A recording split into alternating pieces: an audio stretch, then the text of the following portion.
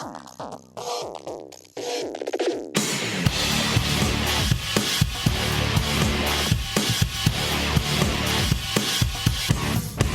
is a hero? A mythological figure, often of divine descent, endowed with great strength or ability? An illustrious warrior? No. It's a person admired for achievements and noble qualities, one who shows great courage. Welcome to the What's a Hero podcast, where we dive deep into what a hero is and what makes them that hero. I'm your host, Ken Frownfelter, and I'm going to be introducing you to some of the world's most likely and unlikely heroes. You may have never heard of them before, and they most likely have never met you. But they all have one thing in common. They are ready to do whatever it takes to help make you better, even if it means sacrificing everything for you. Let's get into it.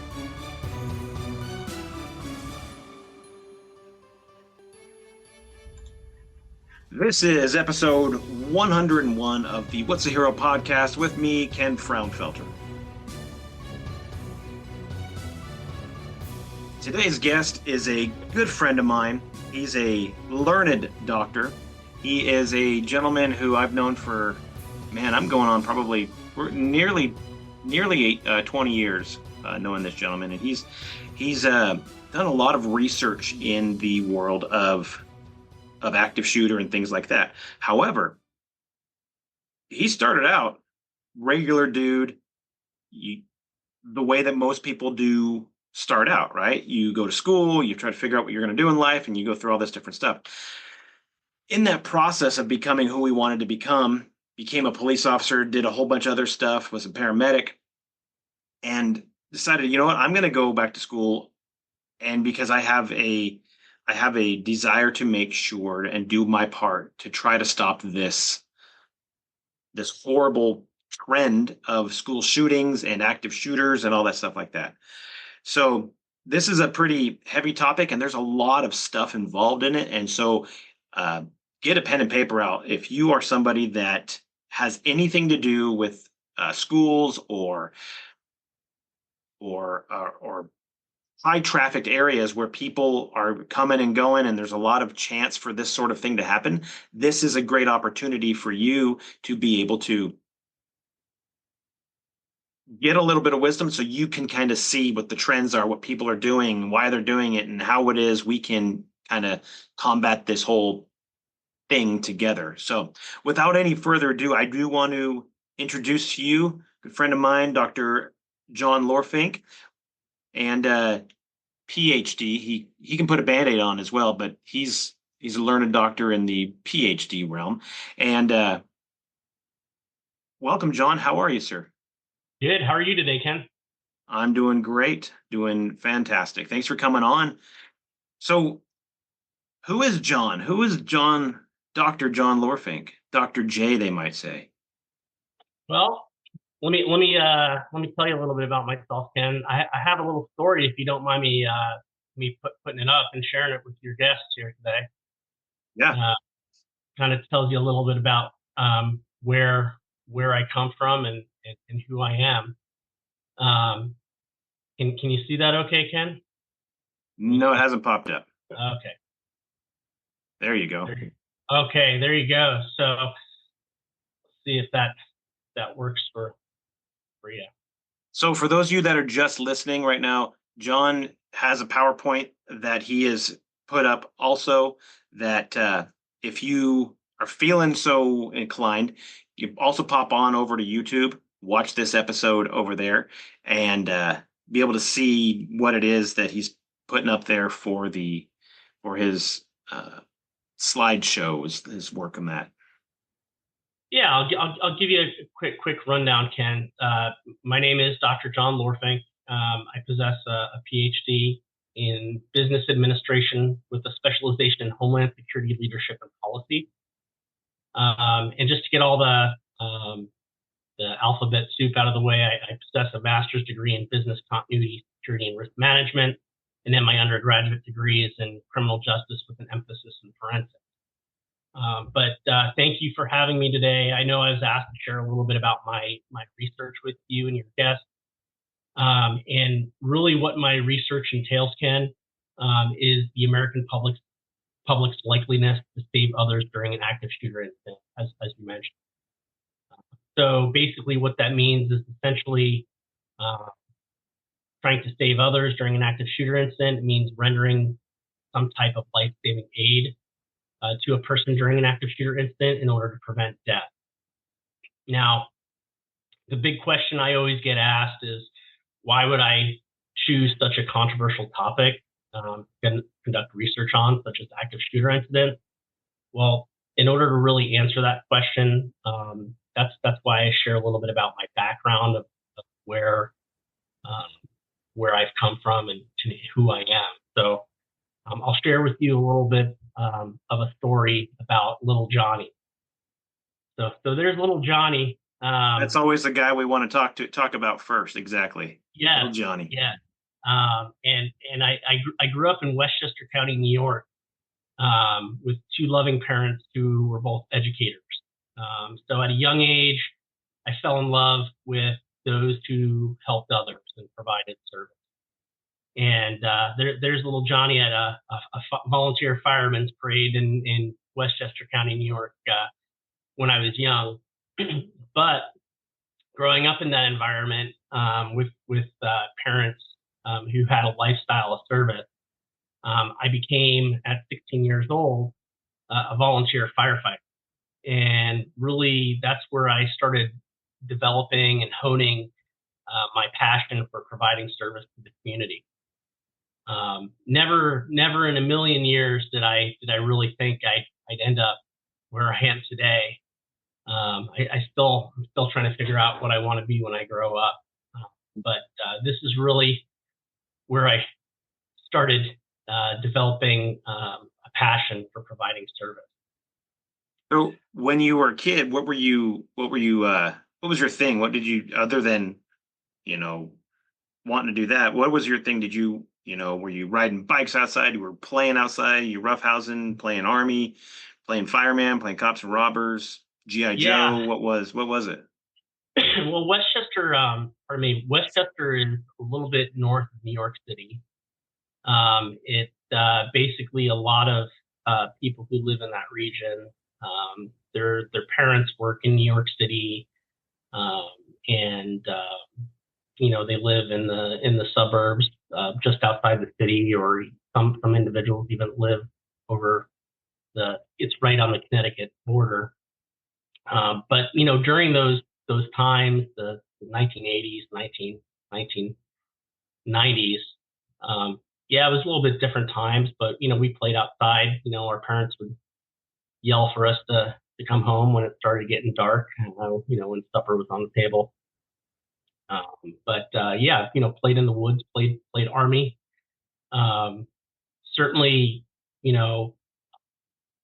I grew up in a traditional area where most people went to school and then went to obtain their 4-year degree right outside of high school.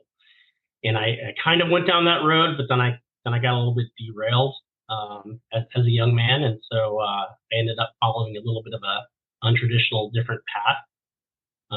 But really, what happened is when I was 17, I enrolled in EMT school. I was still in high school at the time, and basically there I am as a young man enrolled in EMT school. And then I went away to college initially, and I ended up in a really large classroom at a large university in Virginia, and it was about 300 students in a classroom in an auditorium, and it just wasn't jiving with me. It wasn't. I have a participative learning style, and I wanted to go to medical school initially. So I was enrolled in kind of a pre-med program for whatever that was worth at the time. But I went to college, and I was an EMT, and I really liked the hands-on experience that being a volunteer firefighter and EMT provided me, because I was actually out there taking care of patients and helping people in the community. And I was learning through practical experience versus sitting in a classroom, 300 students, getting that basic knowledge. So, granted, you got to jump through those hoops eventually to get where you want to be. But, for a young man of 18 years old who thought he knew everything in the world, that just that wasn't my jam at the time. So I ended up leaving the university and moving back to New York. Moved back in with my parents again. Like I said, I got a little bit derailed, and I figured, well, what am I going to do now? I really enjoy doing the firefighter EMT thing.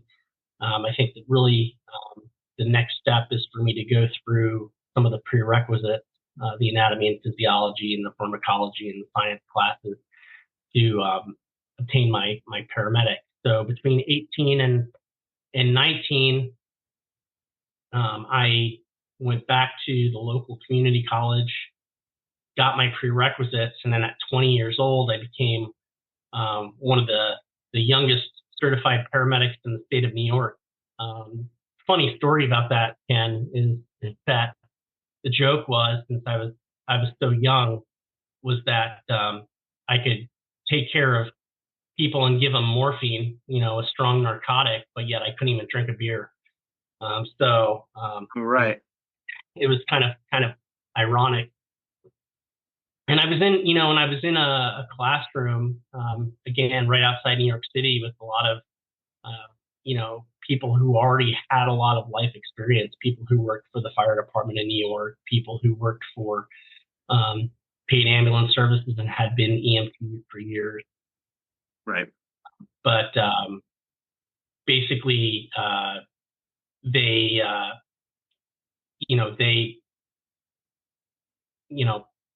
had the experience and I didn't. So that was kind of how I ended up, being an EMT and being a paramedic. Later on, I moved to Oregon in 1998, and what brought you to Oregon? Well, a girl brought me to Oregon. Okay, there you go. Period. We got it. So Usually, if there's somebody who's moving, I followed my heart at the time. Again, I was still a young man, and right. So that's kind of how life plays out for people sometimes. Right. But again, I thought okay, I wanted to be a responsible young man and provide for my family, and being a paramedic, having a job, obviously pay the bills was the right thing to do. Now, was it just regular, basic Joe Schmo? Now, you paramedics, don't get me wrong when I say this, Joe Schmo paramedic, or were you doing a little bit something more? Because I know you did something more when you were over on the East Coast, and weren't you on a helicopter over there? Well, really, where I started in flight medicine, I knew that was kind of the direction I wanted to go. But really, when I moved to Oregon, well, for a couple of years, I worked in Northern California for ground EMS, and then when I got hired for ground and flight service in, it was 2000, late 2000, early 2001. I think it was 2000. I started working for a ground and air ambulance service, and that was where I started. I have a picture of that for you as well. There I am as a ground and air ambulance paramedic when I was in my young 20s. So so I started working for a ground and air ambulance service, and then I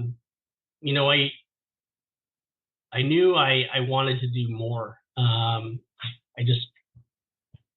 I had a passion to finish my bachelor's degree. That was really important. As I mentioned, my parents were both educators, So it was kind of, it was just, I always wanted to seek more knowledge, and I always wanted to do better because I figured if I could do better to enhance my knowledge and educate myself, then I would be able to better take care of those I serve. so Yeah. so it was my father. He's now passed, but my father, he also had his PhD, and he told me that an education is something that no one can ever take away from you. So he said, you can fall flat in your face, you can lose a job, you can go through trials and tribulations and adversity in life. But if you have that education, that is yours and something that you worked hard. So Absolutely. And I think that's something that we can all take, to heart, because if it becomes ours, you make it yours. That's something that's yours. It's going to be yours. Nobody can take it away. The government can't tax you on it. Now, they can tax how you got it, but they can't tax you on the knowledge that you have inside of your head. And I mean, there's also that intellectual property. Whatever you develop from that it becomes yours as well. So absolutely, I think that's a genius saying that education can't be taken from you. It is yours now, and you own it as much as you own the nose on your face or those fingers on your hand. That's yours, and nobody can take that from you. Even they can't take that even more so than those other items. So that's right. that's awesome to say that. Yeah, and there's a lot of discussion these days. I mean, we've all heard it that obviously many institutions are very politically driven, and I don't want to get into politics, but with that said, individuals can still tailor their knowledge and their desires around what their motivations are. So what I mean by that is, it doesn't matter whether you get a degree in underwater basket weaving, or be a medical doctor, or whatever it is that you wish to pursue. It's that knowledge that you gain that's important to you, that helps you succeed and push forward in life. Uh, so Right. anyway, it goes back to um, looking at what's important to you, and what's important to those you love, and what's important to your community. So But that's knowing that you know what's important to you and what you wanted to accomplish, what was your next step? You said, "Hey, I'm a paramedic. I'm on a helicopter every once in a while. I'm on the ground every once in a while. I'm plugging holes and I'm putting band-aids on, and not just that, obviously, but there's more to it. And you are saving lives, but you still wanted to do even more. You yeah. couldn't. So again, You get a little antsy, I'm guessing, huh? I was real young, and like I mentioned, and so I was in my young 20s, and working as a ground flight paramedic, and then I had also there's a whole bunch of, like any other profession that you go into, there's a whole bunch of certifications you can get. So I was uh, at the time, it was called the International Association of Flight Paramedics, or Flight Paramedics Association. So I was a part of that association. I was a state delegate at the time for the state of Oregon. We had beta tested certified flight paramedic exam. Again, that was, gosh, back in, I want to say, 2001 in Salt Lake City, Utah. We were beta testing that, and that became a national standard eventually across the nation for flight paramedics to have that certification.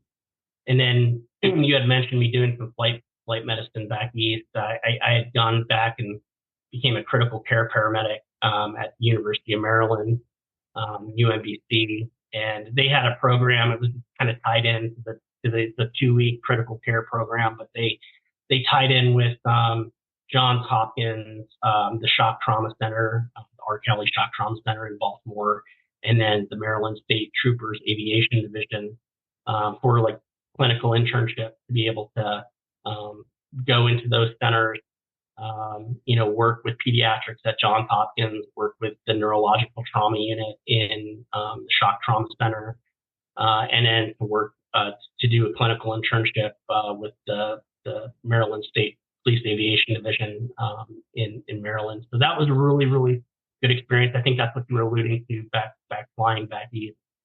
Right. But yeah, so I had really popped out. I had also became a paramedic instructor and clinical coordinator here locally at the community college. And I was like you said, I was kind of checking those boxes, but I just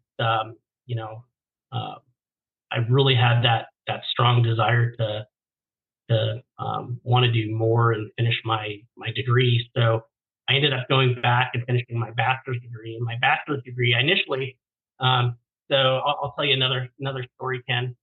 So I, working nights on the ambulance, and I don't know if you remember this, but like late at night, 0 dark 30, 2 a.m., we'd be in our quarters, and basically, we'd be in between running 911 calls and forensic files would be on. It was kind of one of those late night. And, so I was like, okay, that looks really, I want to solve crimes, and I want to, I have a science background. I can, try to do that. Right. So I thought, okay, well, what am I going to do? Finish my degree, and maybe I can look at some kind of forensic. And, I had gone to the local university here and talked to the chemistry professors and the biology professors, and I had taken some of the classes already, the general education classes. But even though the sciences were really interesting, the part about the forensics was, when you're doing the actual scientist work, everybody thinks CSI, right? And they think that cops are out there in the field, and then we're bringing stuff back to a lab and testing it, and we're solving crime. Put on lab coats and yeah. And so my personality, I did not want to be stuck in a lab for hours on end. I think you could probably appreciate that. I know your personality. Yeah. Yep. So, and then if I went into nursing again, went to be a physician, I would again be stuck going back to those large lectures. It would be years out. And again, I'd be working inside a hospital system, and, working in public safety services, whether it's police, fire, EMS, as you know, there's a little bit of autonomy there. You can go out and you can, especially with law enforcement, you can pick over rocks and stir things up and look for bad guys in your downtime. You don't have to be inside all the time. And so that really fit my personality. And I had met a professor. We all have those in our lives that really mentor and inspire us. And I had met a professor in the criminal justice department who said, we're developing this new criminal justice program with an emphasis in forensics. And really what it takes the criminal justice theory and models and all the issues in policing and law, and it blends it together with forensic chemistry and computer forensics. And I was like, that is what I want to do. That is awesome. And so, again, not being a young man right out of high school at 18, I was a little bit more driven, now had a little bit of life experience under my belt, and was more focused on finishing my bachelor's degree. And so I ended up with my degree in criminal justice with that emphasis in forensics. So in the process, though, you go and get your PhD and all that stuff like that. But between the time you left medical services and paramedics, I'm assuming you have a girl in your life that, Mhm. as a matter of fact, I know you do, and at some point you meet her during this process, correct? During the Yeah, paramedic yeah, time. yeah. So So, my and first wife, she wasn't just a patient, no, and no. she's a learned professional as well. Yeah, yeah. So going through my studies, I met my wife who I worked with at the ambulance service, and then she was going to nursing school, and so she was very driven going through nursing school. She ended up working in a cardiac care unit, you know, for heart patients at open heart surgeries or cardiac units. We have a really good regional hospital for heart patients. Um, and um, and anyhow, she ended up working there, and then she was very driven to go back to become a nurse practitioner. So she ended up working on her master's to become a family nurse practitioner, and then I ended up working on my master's in business continuity, security, and risk management. And so we were both working on our graduate degrees. I had transitioned right about that time in 2008 uh, To to police. to law enforcement. Oh, So okay. I became a patrol officer with a local municipal police department in Southern Oregon, and basically started learning the ropes, learning how to be an officer, how to talk to people, how to I had a passion for drug and DUI interdiction. So that was really my focus as a patrol officer, was going out there hunting for drugs and Deweys. So with that, you're able to take your medical background, medical knowledge, all that stuff, and apply it to how and why alcohol dissipates and the speed in which it does and the different activities that people have in that process, whether they why they behave the way they do, and then you can kind of determine a, assumed behavior based off of um, whatever substance has come in and they're ingesting or whatever. Almost like you're some kind of an expert. Like you're able to recognize what drugs do expertly. Yes, yeah. So They should have a name for somebody like that. yeah. So They should I have. became a drug recognition expert. That's it right there. That's what I'm Yeah, talking about. yeah. That's it. So that was really based on pharmacology and doing drug evaluations on individuals who are impaired by alcohol and or other substance or having medical. Right. So that was right up my alley as far as that went. Yeah.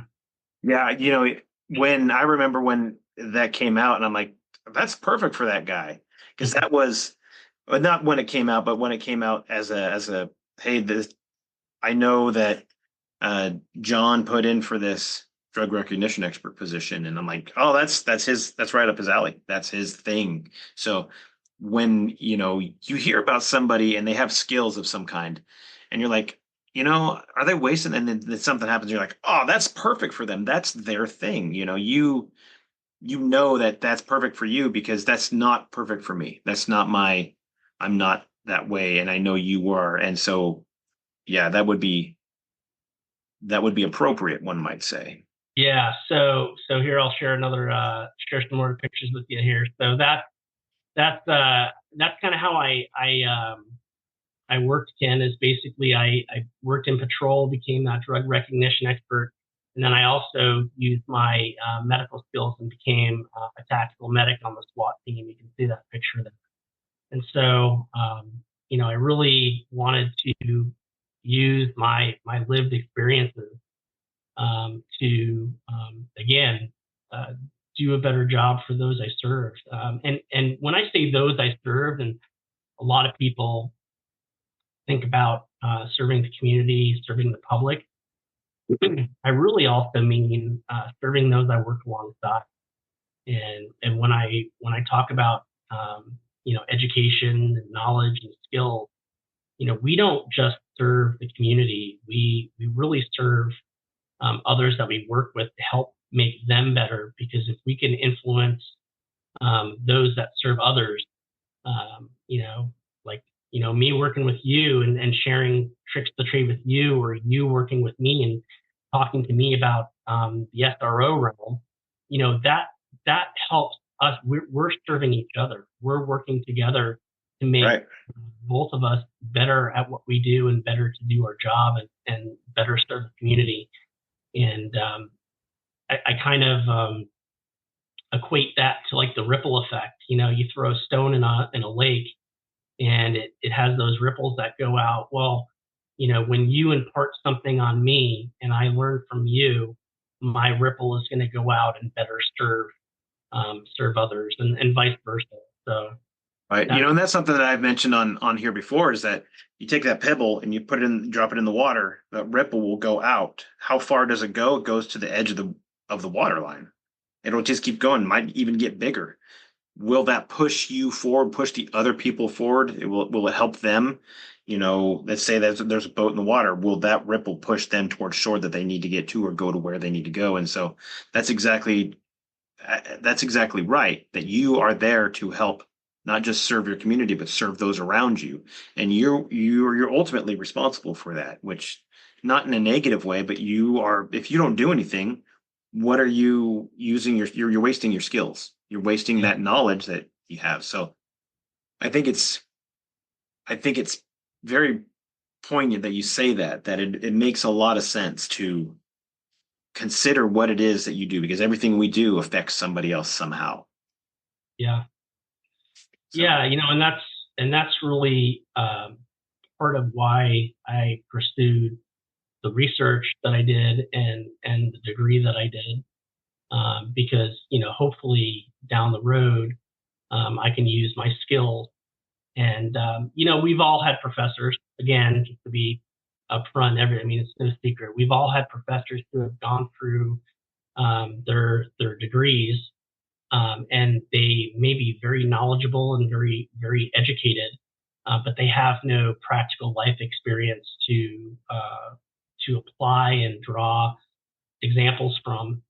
So really having a background in public safety services, and whether it's fire, EMS, law enforcement, um, and being able to draw from those critical incidents along with the foundational knowledge, um, yeah, then really that'll make me be able to better um, educate others who hopefully will again go out there and provide some kind of service to the community in whatever profession they decide to get into. But again, it's that right, that right.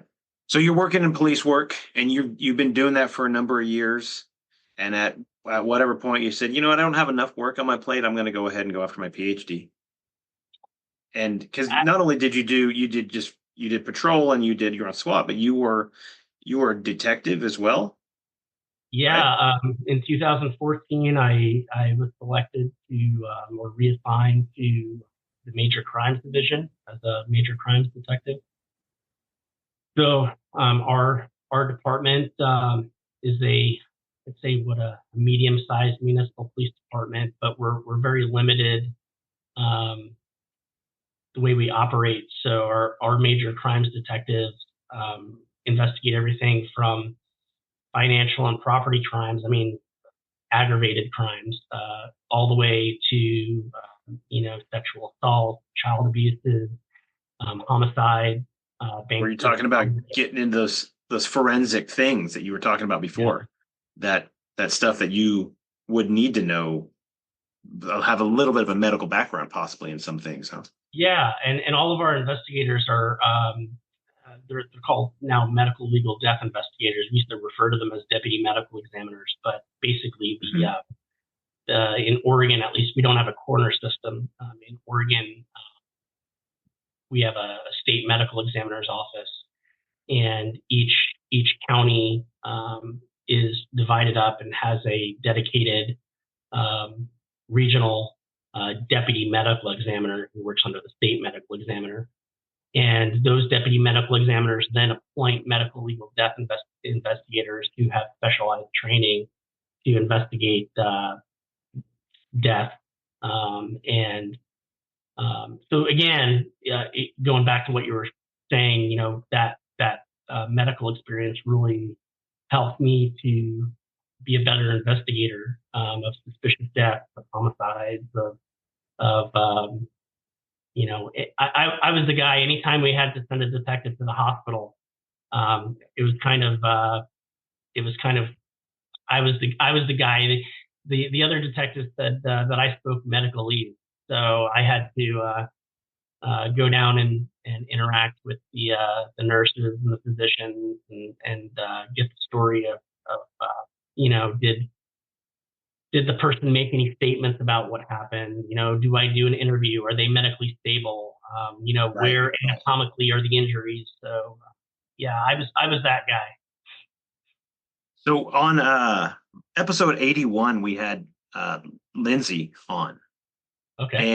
And so those of you that are listening or watching or whatever, if you go back to episode 81, when he's talking about that medical death investigator, that was her. So when the detectives have to send it and they need questions on something, she's the one that's also helping do autopsies and stuff. Well, how do they get the request to do those autopsies? They come from people like Dr. John here, who are saying, hey, we have some questions in regards to this death or this rape or this whatever. This is where, we need to look for these questions and we need to look for these answers. And she would then come in and say, okay, next step, and I'll take it from here. And so that's what he's talking about, that medical death investigator. And that's why there's that continuity of everybody needing to work together, our nurses, our doctors, our police officers, our firefighters, our paramedics, because what one person doesn't know, the other person will, and vice versa. Yeah, we're on one gigantic team. So our community is really unique, and our police department and county is really unique in the way we operate. But I think we really have a good thing. And I could speaking for myself, I'm sure you can attest, Ken. I mean, our agency does provide for officers getting a lot of experience. Yeah. There's not a lot of places where you are 1 minute the guy doing the Dewey, the next minute the guy, walking the old lady across the street, the next minute actually looking at the dead body to figure out the investigation, to the next minute making a traffic stop, the next minute reading to a group of kindergartners, the next minute, you're doing something different. So that's absolutely accurate. Yeah. And, when I was a detective too, and this might just touch on some of your school resource officer stuff, is our investigators, as you know, work very hand in hand with our school resource officers. And certainly we get child abuse reports that come in regarding abused children. And we depend a lot on having our school resource officers go out and talk to those kids and do safety talks.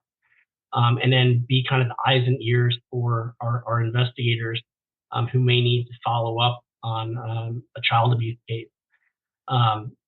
Likewise, the school resource officers get some kind of threat to the school, whether it's some kind of gun violence or active assailant threat.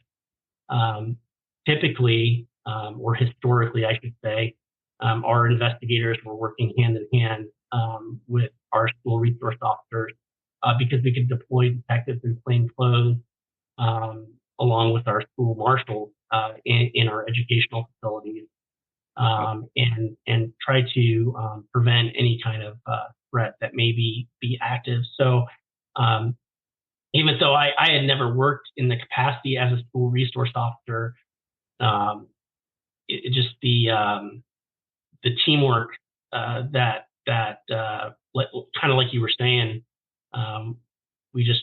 we're one gigantic team, and 1 minute we can be investigating a homicide, and the next minute we could be reading a book to a kindergartner. So Right, right. So obviously, with that thought in mind, was that something that you said, hey, you know what? I want to do a lot of research because I know you're also a big, as much as you like to go get your hands dirty, you're also kind of, don't take this wrong way, but a bookworm. You yeah, like the research. You I like do. that, like finding out what somebody else has said about this and connecting those dots. And so Yeah, that was kind of what led you into this path towards your PhD, right? yeah. I wouldn't say I'm the annoying guy in the back of the classroom that likes to ask questions, but I would definitely say that I am a person who likes to ask questions about the why. Because I think when um, you know you're you're told to do something, whatever that may be, if you understand the why behind it, it makes you or anyone else better able to execute the mission, to fulfill the mission of whatever the task it is that you're going to execute. Um, Right. so, um, so I like to know the why a little bit more, um, and that going back to research, again, education being strong in my family, um, I I figured, well, I'm gonna pursue a PhD, and I actually applied for a scholarship and was awarded a full scholarship to obtain my PhD. So um, that was a bless. That was like winning the lottery to me. It was, with the cost of education these days, to be able to get a full scholarship was huge, and a blessing in disguise. So so when I got that news, I decided to go back, and I chose to get my PhD in business administration. My master's was in business continuity and risk management, but the business administration PhD had a subset, or a specialization, that was in Homeland Security, Leadership, and Policy. And the way I looked at that, Ken, was that I have a background in fire, EMS, law enforcement, all public safety services, a bachelor's in criminal justice, and then a master's in business.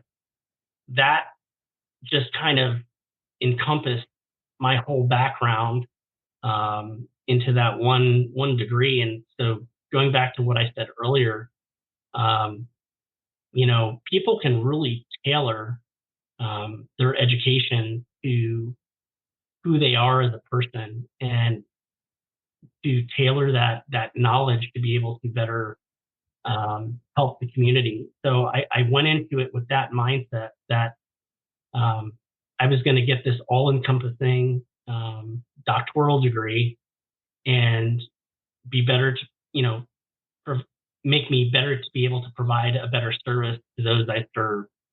Um, and a lot of times, you look at people with experience and no educational foundation.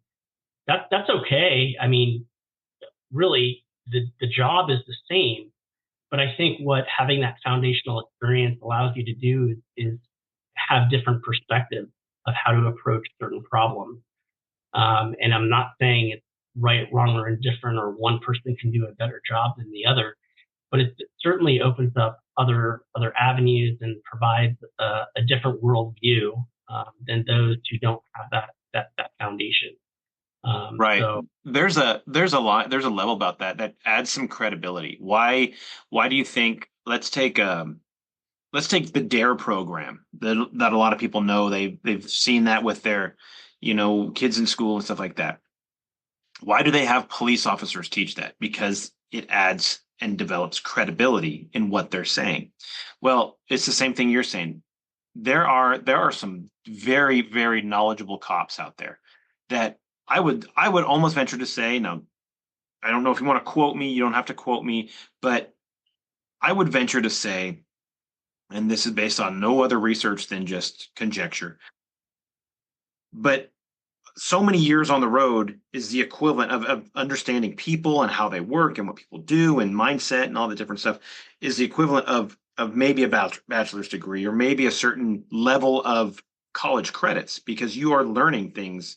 Maybe you don't know how to apply them or whatever. There's that level now that you take that knowledge plus you add on the actual research and the clinical work and the study time and all that stuff like that. Now, a cop will say, "Hey, I understand what that cop was saying, and I believe him because he has X amount of years in doing whatever." This cop now with that doctorate or that master's degree with this specific set of study, not only will the cop sit there and listen what he has to say, but then the um the other doctors, the other people from higher learning facilities will sit there and say, okay, well, I will listen to him as well. It gives you that credibility on multiple planes than just this one subset of people, right? And that's why what you're saying has so much validity to it because you're adding credibility on credibility. If that makes sense, it's like stacking bricks. One's going to support the other, it's going to support the other. And ultimately you have that cornerstone that will help house that doorway. Well, having that ability of stacking that credibility on credibility, that's I think what you're saying. And Yeah, as of far as course, I'm concerned. there's a credibility component to that, but it's also an application and utility issue. So, anybody can read a research paper, or say Hmm. you want to implement a policy, again, on, say, underwater basket weaving, whatever it may be. Um, you know, you can read that research paper on whatever that may be, but actually taking that research and then implementing it into policy or implementing it into a profession such as law enforcement, there's a certain amount of credibility, as you mentioned, and then utility of actually being able to apply that research and execute those tasks for an organization. So I think that goes hand in hand, and really, at least going through my PhD program, it was a lot of not only interpreting and understanding research, and how to conduct research, but also the practical utility of how to apply that to whatever profession that you're in. Right. Right. So you work towards that. And so let's kind of get into um that meat and potatoes of what your research established and Yeah. what it determined because this isn't something that you see all the time. However, it's something that we know about and we maybe hear about.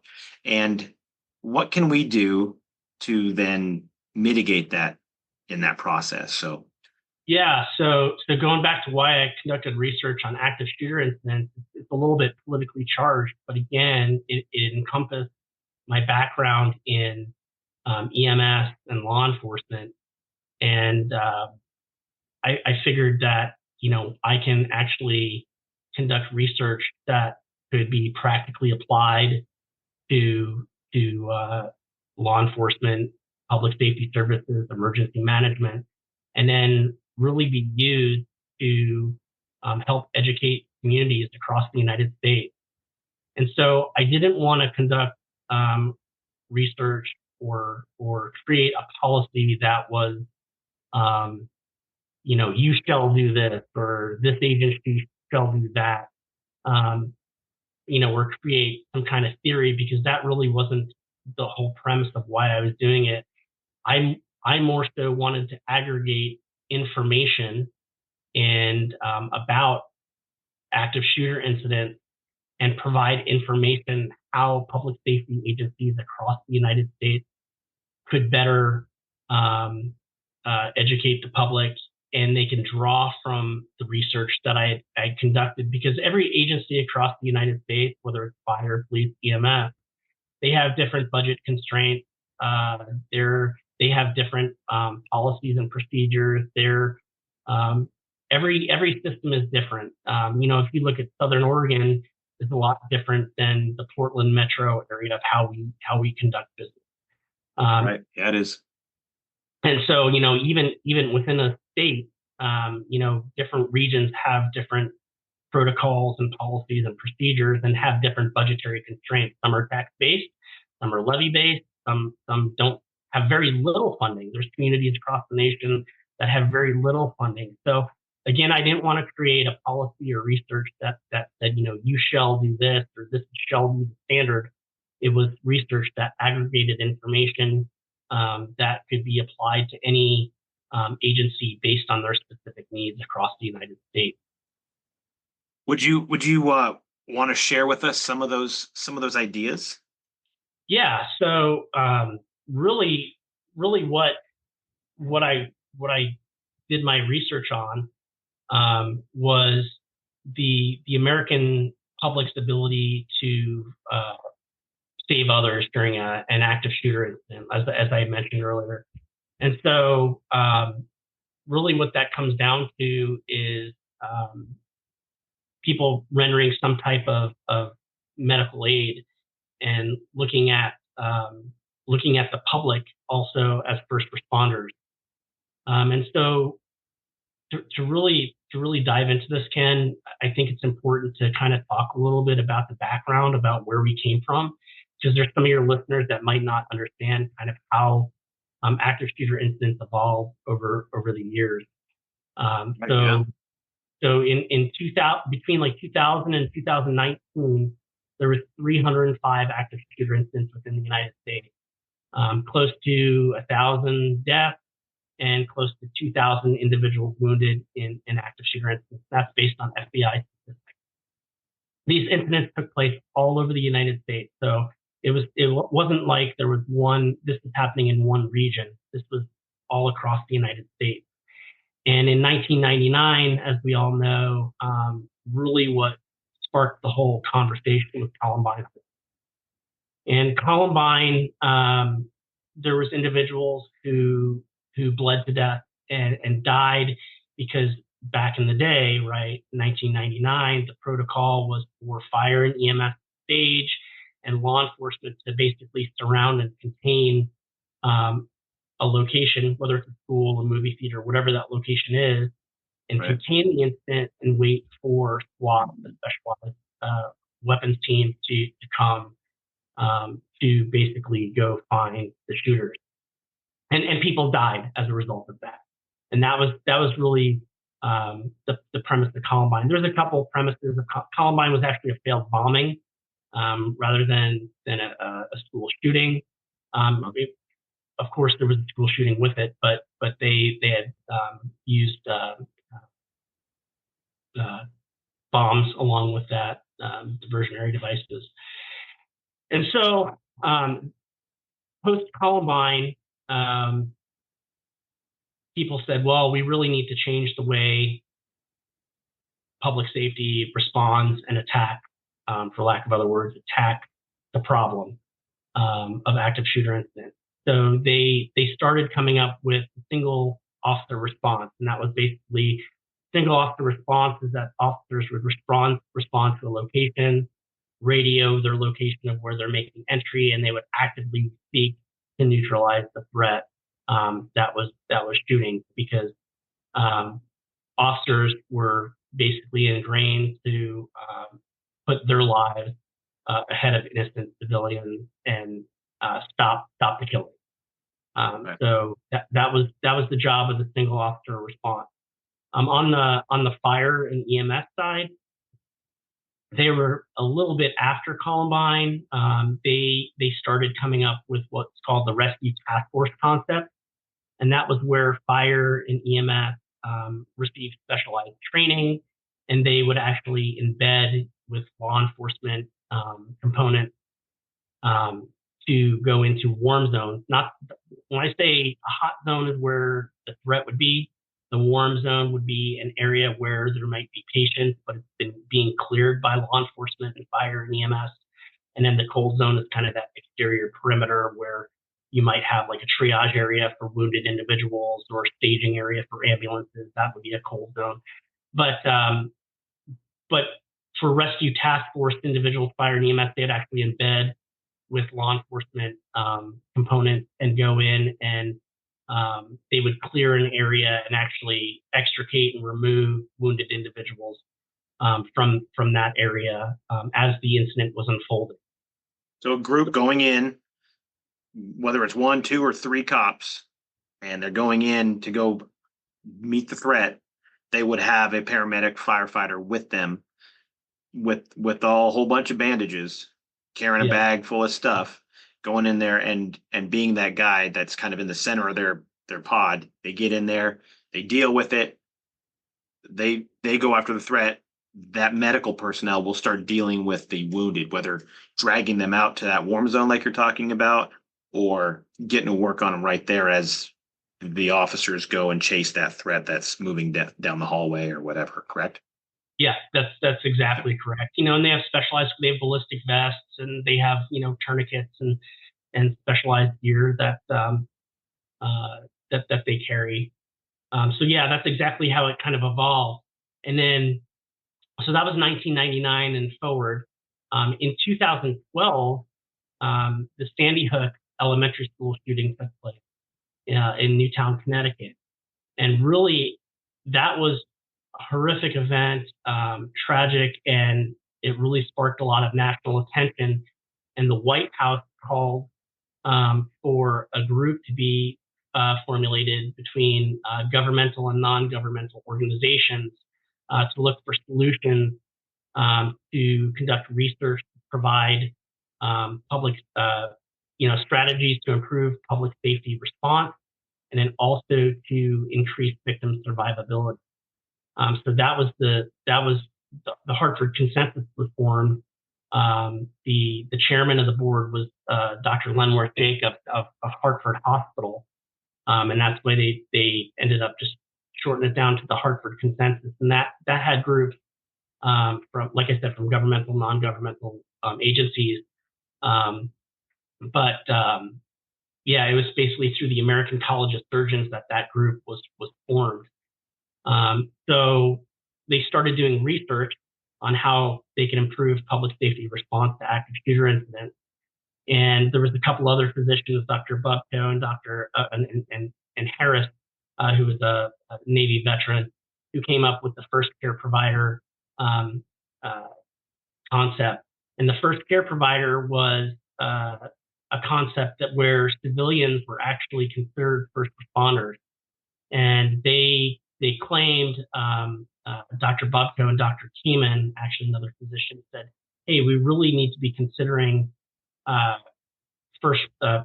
civilians as a part of the first responder paradigm because, a lot of care is being rendered before police, fire, and EMS even arrive on scene.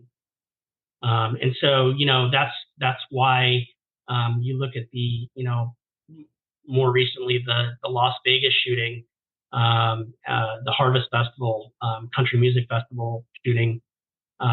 You had individuals applying tourniquets to those who were bleeding. You had individuals being put in the back of trucks and being transported to emergency facilities. And whenever you have any kind of multiple patient scene, mass casualty incident, law enforcement, fire and EMS, public safety services are usually taxed for resources. And so really that is why it's important to have civilians be considered as part of that paradigm because, a lot of shooting incidents end within 3 to 4 minutes of actually starting. And people can bleed out in as quick as, 4 minutes if they have arterial bleeding. And so it's really important to have those public access bleeding control kits and stop the bleed kits available in public places for citizens to actually use. So really what happened was when they were looking at strategies to increase, this is Hartford consensus was looking at strategies to increase victim survivability. They looked at what the military was doing to save wounded soldiers in Iraq and Afghanistan. And the military was using a program called tactical combat casualty care.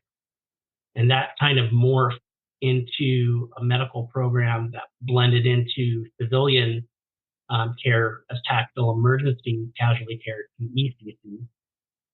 And they then applied that to, hey, we're going to teach the ECC, tactical emergency casualty care, to fire and EMS providers to be able to go into these warm zones and stop people from dying.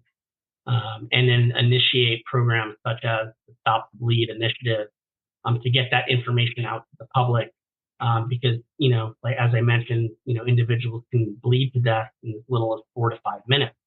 And so a lot of times that is often before fire and EMS and law enforcement can actually render aid to an individual. Right. And I find it weird. I find it that years ago, the whole idea of putting a tourniquet on was kind of like taboo. And after Vietnam, they were like, well, we don't want to do that. And if I'm not mistaken, it took the first Gulf War in the early 90s for them to start saying, no, we should be putting tourniquets on. That's saving lives. And before that, it was, oh no, this isn't a good idea because we can lose an entire limb or whatever. And so now when you're saying that it's evolved from at least put a stinking tourniquet on to now all the things that we're looking at of all this TCCC, of what we should be looking at and what the basic responder, not just police or firefighter, but the basic responder's knowledge is, and the things that they have available to them as that first responder. It's amazing the leaps and bounds we've actually made in chest seals and things of that nature, which I'm sure you're going to get into, but what a huge leap. And if we could go back in time and have those guys come and bring them to here, how big their eyes would be. Like, you guys are doing what? With basic knowledge. And you really raised a great point. I always stress this when I'm teaching, and you're a veteran. Thank you for your service, Ken. I always say that everything, if you look at history, medicine really evolved from the military. And I don't want to say the military are guinea pigs by any means, but if you look at all the way back to Valley Forge, yellow fever was big, and they started inoculating soldiers in Valley Forge from yellow fever. And then you push forward to the American Civil War, and that's where amputations became very prevalent, and anesthetics, because they had to provide anesthesia when they were amputating limb. And then you push forward to the Vietnam War, and that was really where helicopters started being used for medical transport. And the 1970s, early 1980s, if you look across the nation, that's when helicopters started flight services. Air medical transport services started coming back to the United States and saying, hey, well, if it worked in Vietnam, maybe it can work for a more rapid transport here in the United States and getting people to the hospital. And then as far as the tourniquets go, you hit the nail on the head. The reason was people were losing limbs is, quite frankly, they weren't doing it appropriately. They were putting on makeshift tourniquets that were ineffective, that were being used as venous constricting bands, and not actually stopping the arterial blood flow. So arteries go away from the heart, they go into the limbs, and basically you'd have the artery not being occluded and the blood flow going into the limb. But using a makeshift tourniquet, it would cut off that venous return. Veins go back to the heart, and it would cut off the venous return, and then you would end up with a compartment syndrome of the limb, and you'd have these long delayed transport times. And because of the ineffectiveness of the makeshift tourniquet, or the tourniquet that was being applied, they would end up with amputations. So that is where really the foundation of ineffective tourniquets came from, and not using tourniquets. But further research in Iraqi freedom and enduring freedom, Iraq and Afghanistan, they started using better tourniquets. They started teaching soldiers to use these devices more effectively. And they, again, along with the shorter transport time, they said, hey, if you're going to bleed out in 4 to 5 minutes, let's get that tourniquet on, let's stop the bleeding, and then get them to the hospital. And they found that this was indeed the more effective treatment. Yeah, and I would take it one step further and say it's not so much the military, it's war in general, because there's people outside of the military that are looking at this and saying, "Hey, this worked and that worked," and the guys up in the military are just like, "We're just doing our thing, Yeah. right? And we're trying to save our best friend here that's next to us." And so, as horrible as war is, it's hell, it's terrible, it's disgusting, it's evil. There are good things that can come out of it, and this is absolute proof of that. And Yeah, I mean, there's yeah, many more, but this is and one of them. that was really the premise of the research, is that I really wanted to provide public safety and emergency management professionals with the scientific data to be able to better inform, prepare, and train the public to be more resilient related to active shooter incidents. And I know resilience is kind of that buzzword, but if you think about what resiliency means, it's basically being stronger and able to better address a problem when it comes up in your community, Right, and right. be more effective to address an issue. So um, that was really the whole nature, and then it builds on the research of Dr. Bobko and Dr. Kamen, saying that civilians need to be included as first responders, and training the public and getting that word out to the public. So really, where I started, ultimately the goal of the study is to save lives.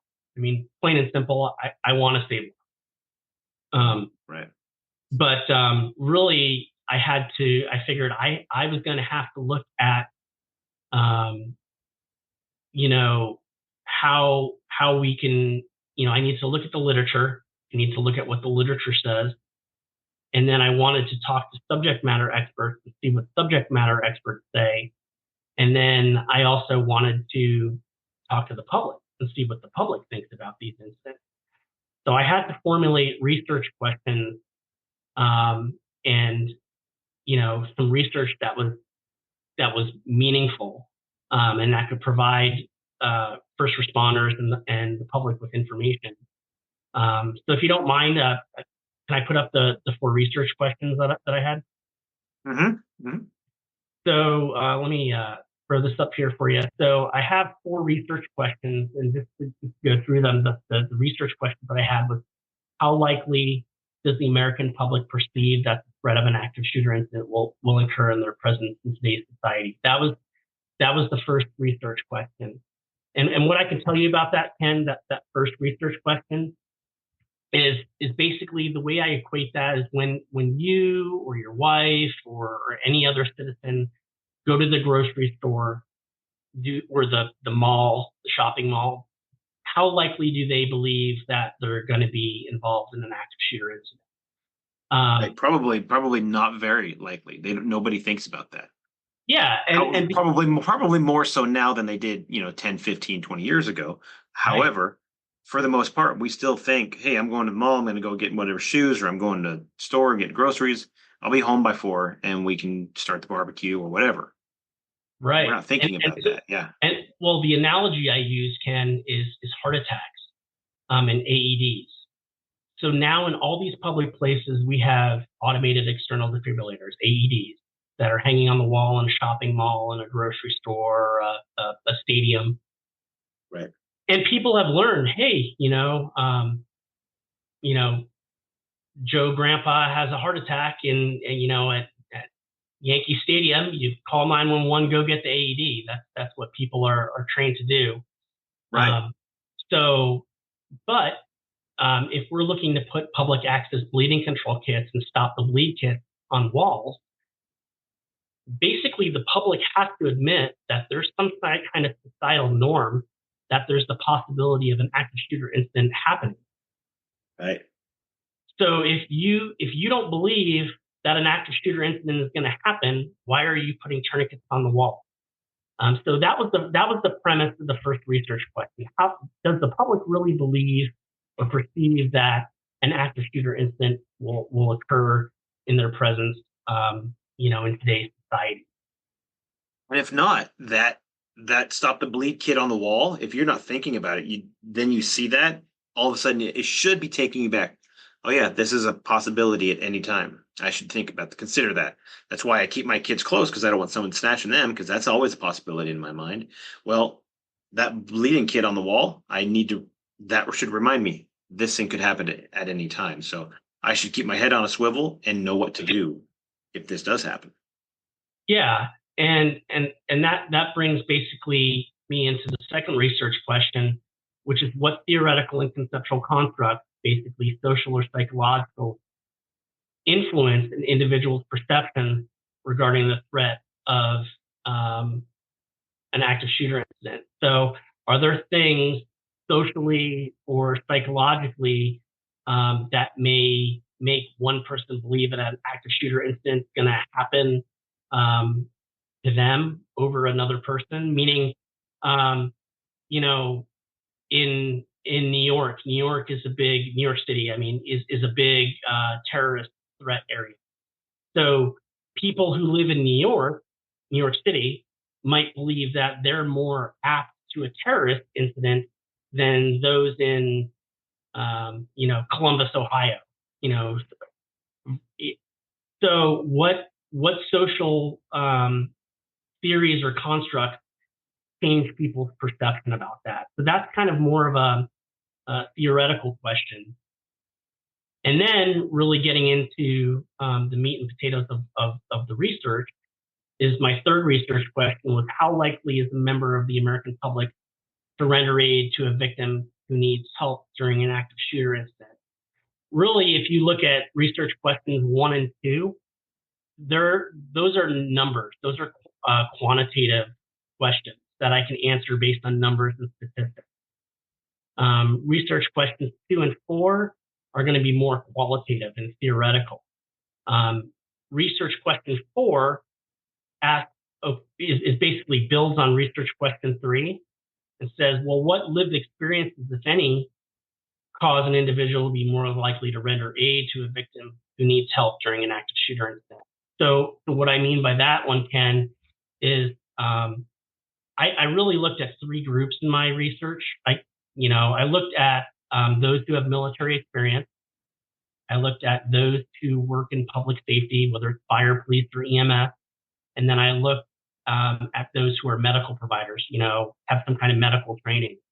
Because I believe that coming from the military, working in fire, police, EMS, or having some kind of medical training my hypothesis was it would make them more likely to go render aid to a person, top, and, we're running into the bullets. Firefighters are running into the fire. Emergency room doctors and nurses, they're running into the fray to save lives and help injured people. So that was really kind of my premise. Well, if you have this type of lived experience, that you're going to be more apt to render aid. So that was something that I wanted to look at as well. And so I can think of a number of medical personnel that I know that would go run and do that, and they would be running to go stop that bleeding or whatever, the AED, the whatever, the shooting part, they would be looking for cover, but then if they see something, they would put themselves in that line too, try to drag someone behind a bookshelf or whatever to try to get that aid dealt with right now. I'm not saying they wouldn't go after the shooter if they were right there. They still have that mindset to stop bad stuff from happening. I think, but they know what they know, and it's plugging those holes first. Yeah. But like on the police side, yes, we want to save lives, but I know how to stop this guy shooting better than I know how to plug these holes. So it's like you want to do it and you're willing to do both, but which one are you just that much more confident in knowing you can mitigate? Yeah, and that was really important for the research. When I put a survey out to the public specifically, I had to define what rendering aid was, because rendering aid, as you mentioned, uh, could be different from one person to another. You're in law enforcement, you may be focused more on the threat based on your lived experience. If you're a medical provider, you may be more focused on stopping a bleed. But what really is rendering aid? So, I defined that as based on the TCCC guidelines, tactical combat casualty care from the military, and that was really providing any kind of medical aid, whether it's putting a tourniquet on, dealing with massive hemorrhaging, dealing with an airway issue, dealing with some kind of respiration, issue, putting on a chest seal, um, dealing with any kind of circulatory issue, bandages, um, hemorrhaging, um, or hypothermia, dealing with any kind of hypothermia based on TCCC, or any kind of tactical evacuation. Like I said, in the Las Vegas incident, rendering aid didn't necessarily have to be putting a tourniquet on. It could have been putting a patient in the back of a pickup truck and bringing them to a local hospital for higher care. And that's that tactical evacuation component of tactical combat casualty. That's getting a patient who needs help, helping them to save a life and getting them from one point to another. So really, it kind of defining that rendering aid was really huge for those in the public that I surveyed. That's very cool. Very cool. So you have those 4 questions that you ask, and I would assume they're more or less rhetorical, but there are legitimate answers to those questions that, and that's something you may not be able to answer, like the third question where you're, how likely is it?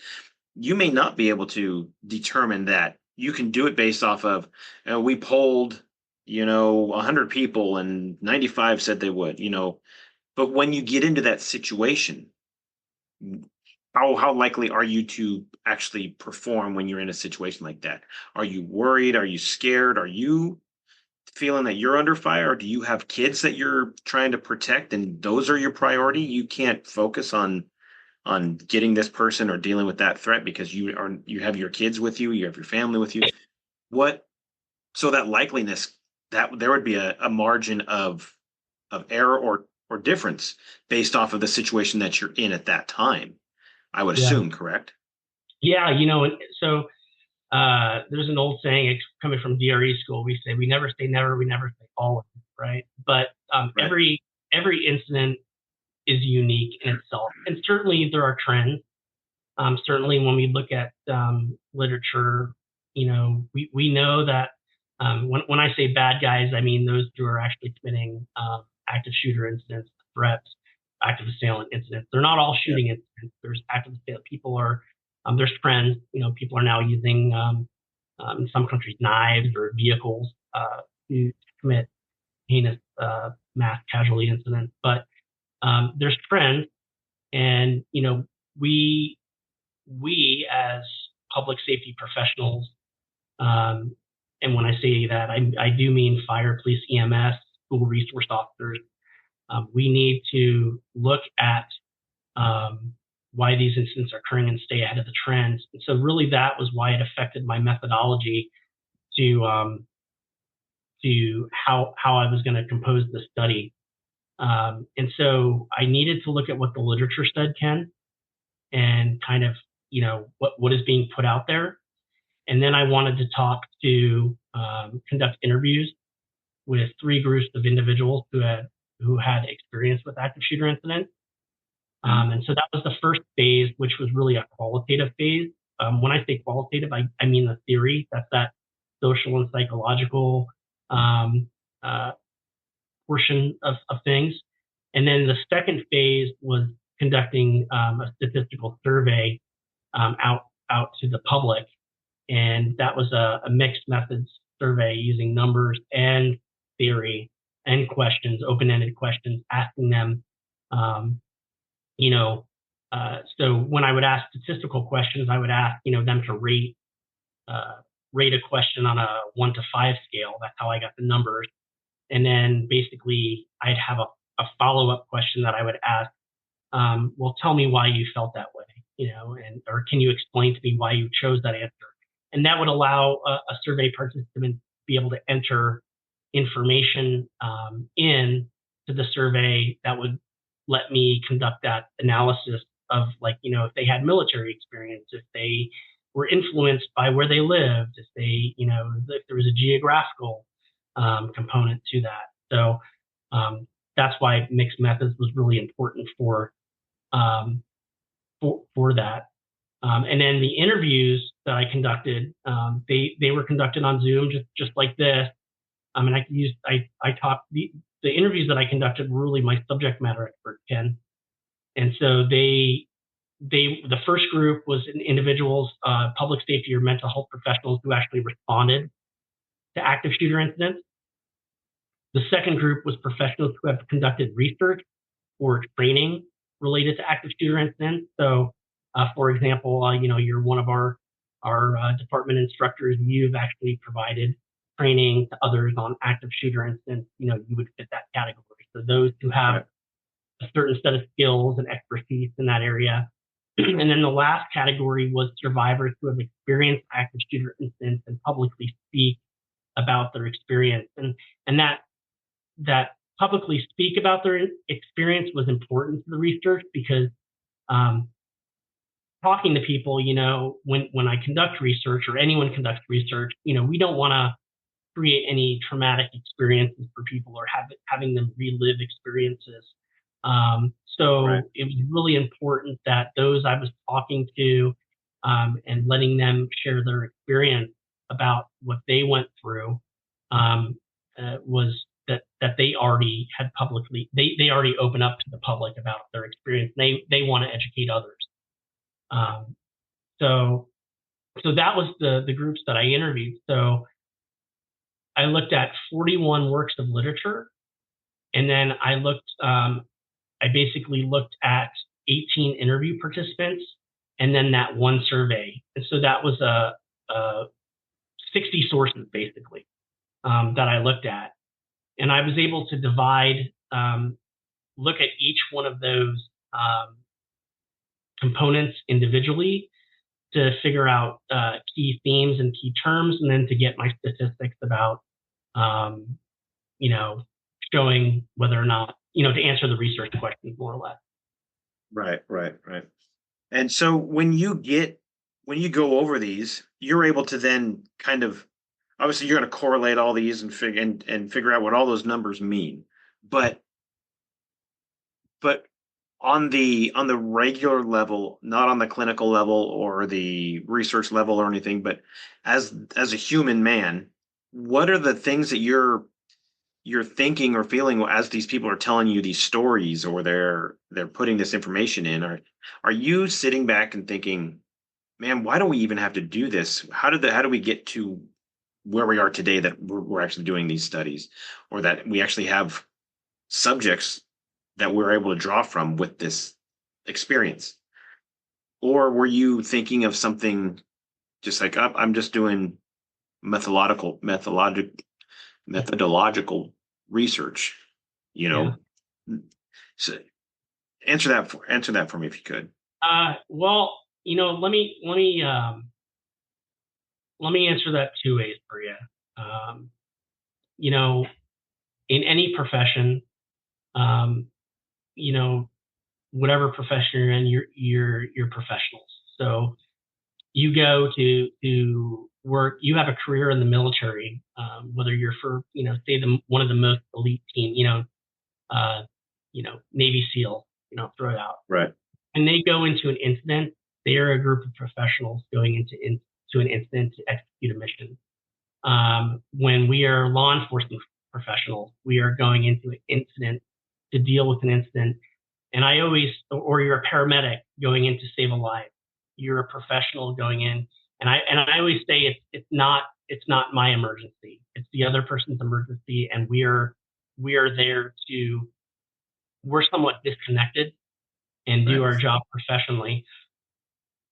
So when I conduct these interviews and I listen to the stories, I'm doing my job professionally. I'm going through it, answering the questions.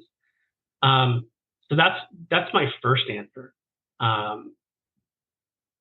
Now, the second component of that is we are all human, and there is still a certain level of emotion in any profession. You know, when you're conducting CPR on an infant, you may be doing your job professionally to try to save the life of that infant. But you know, whether it's 15 minutes after the incident, or 2 days after the incident, or 2 years after the incident, um, you, sometimes you can't get away from that humanistic effect. And Right. Right.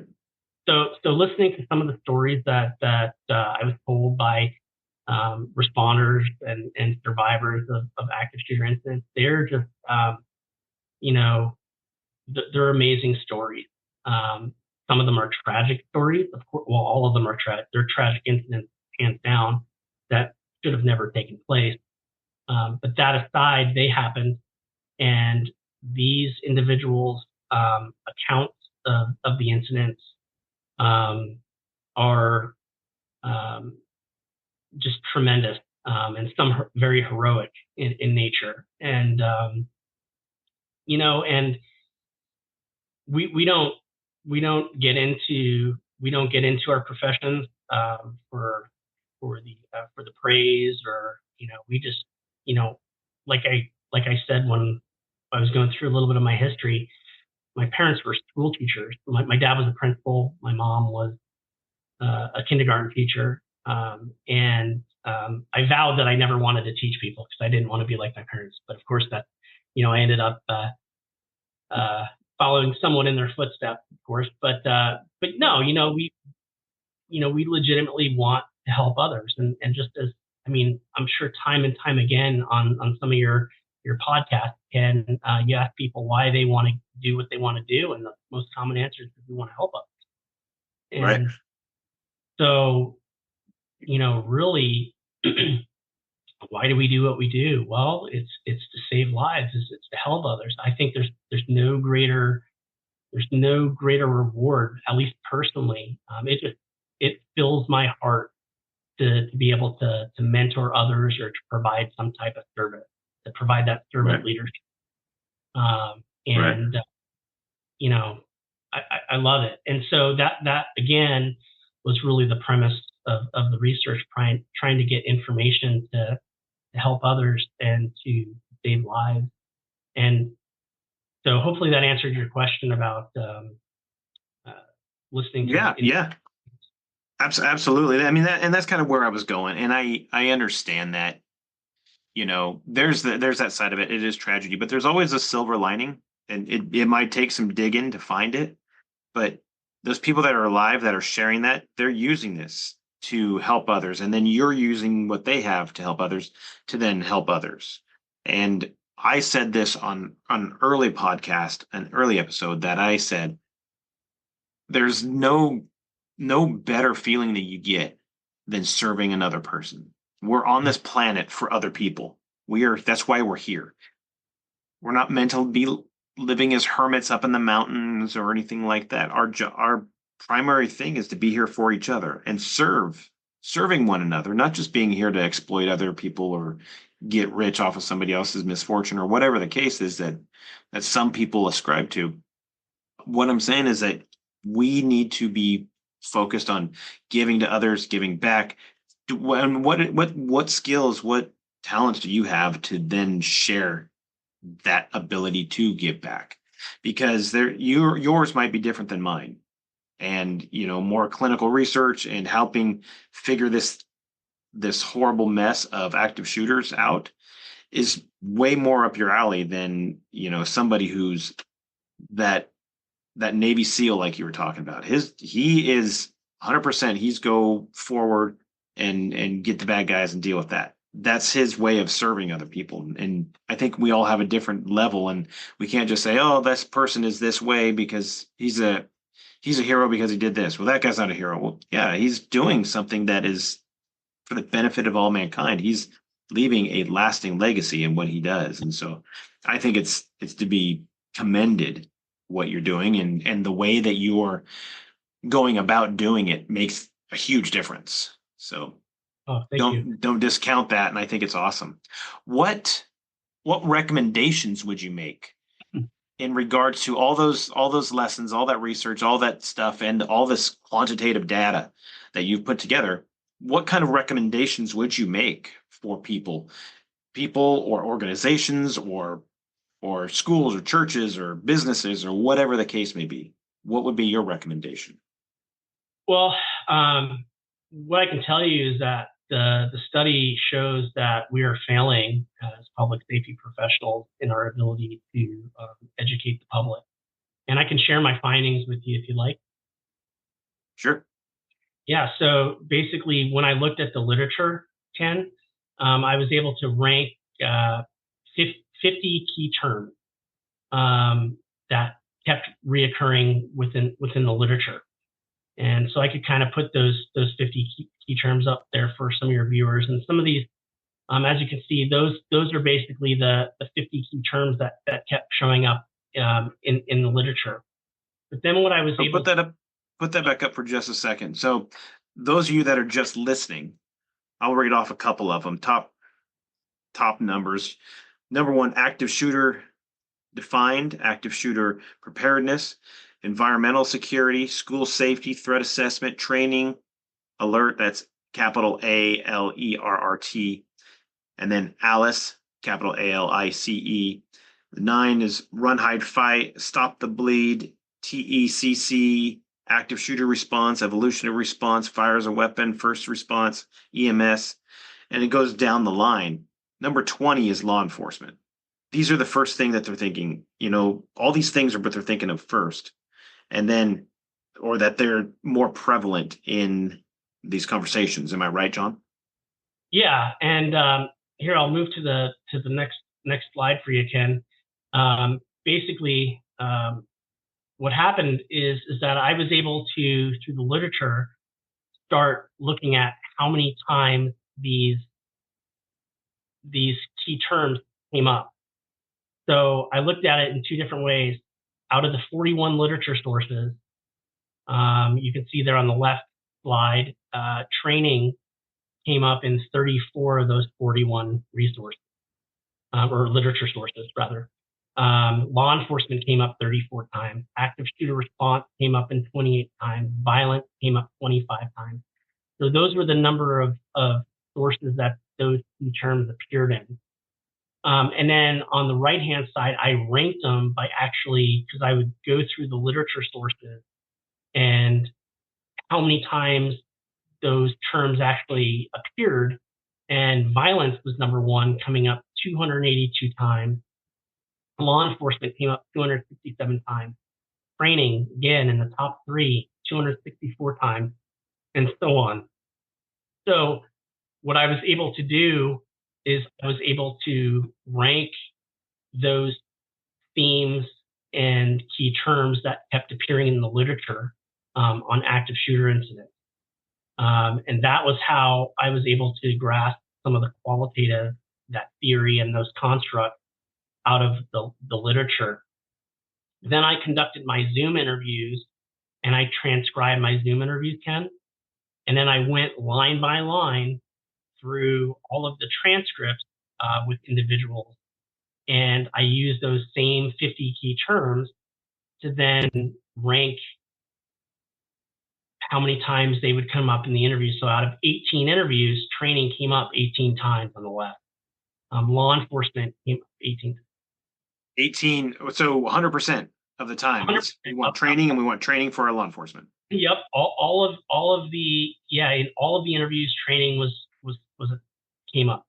In all of the interviews, law enforcement came up. In all but one of the interviews, did EMS come up? The fire department came up 15 out of 18 times. SWAT came up 14 out of 18 interviews. Life saving came up. So these are, again, remember the interviews, they're the subject matter experts. These are the people that are conducting research or have actually lived through an active shooter incident. And then again, out of the transcription of those interviews, I was able to rank how many times those key terms came up. So again, training, number one, it came up 141 times out of those 18 interviews. Law enforcement, 134 times. There's a little bit of a gap. Fire department came up 62 times. Talking about the response came up 56 times. EMS came up 53 times. And then, believe it or not, look, there's mental health. Mental health came up 49 times. That is number 6 out of the top 15 is mental health. And I think that goes back to what you were talking about earlier, is actually it's the emotion behind these tragic incidents. We're all human. Right. So that was kind of how, again, I got the key terms and the concepts for the literature and the interviews. And then, remember, I put out that survey. Well, my survey I can't conduct a survey of all the Americans in the whole United States, right?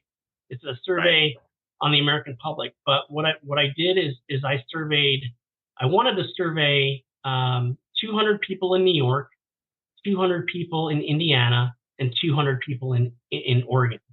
And the reason I did that is I chose one state on the East Coast.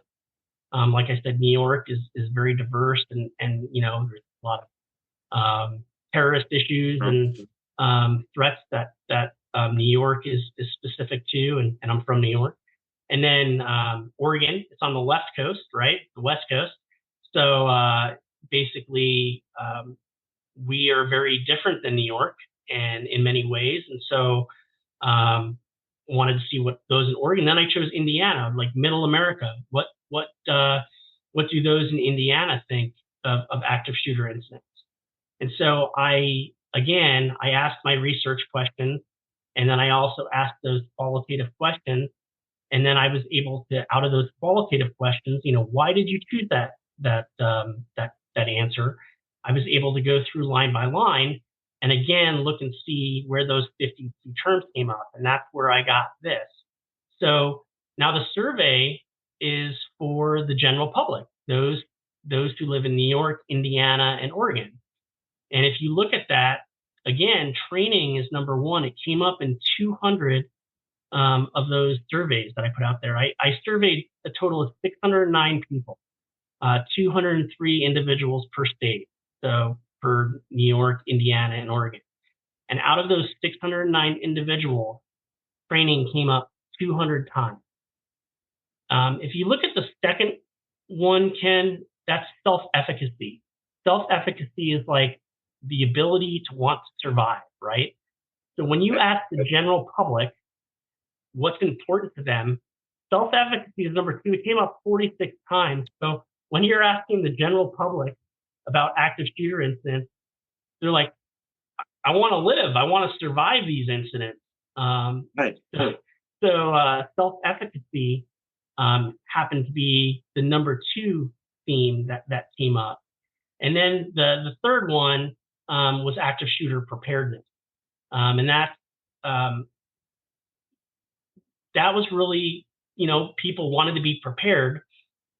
But if you look at number 4, Ken, never happened to me. That's a concept that goes back to people, 39 people, or it came up 39 times in interviews. And so were they saying that, oh, this wouldn't happen to me, like that idea?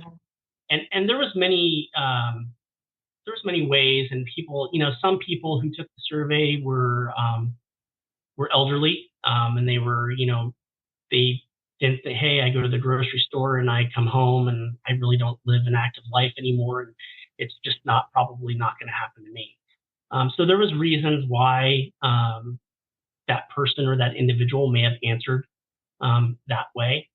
But it was kind of, out of, the literature rankings didn't show that, and the survey questions, the subject matter experts didn't show that. But when you ask the general public, they're saying, hey, I want to live, but then, I don't think it's ever going to happen to me, which was pretty telling. So so that's all my qualitative research, Ken. So then I took the literature, I took the interviews, and I took the survey, and I put all of that information together and I combine it into one overall table. And so out of 60 sources, you could see training came up in 53 sources. Out of 60 sources, law enforcement came up in 53 sources, but training was still number one, 605 times. Everybody talked It was about training. referenced 605 times. Man. Yeah.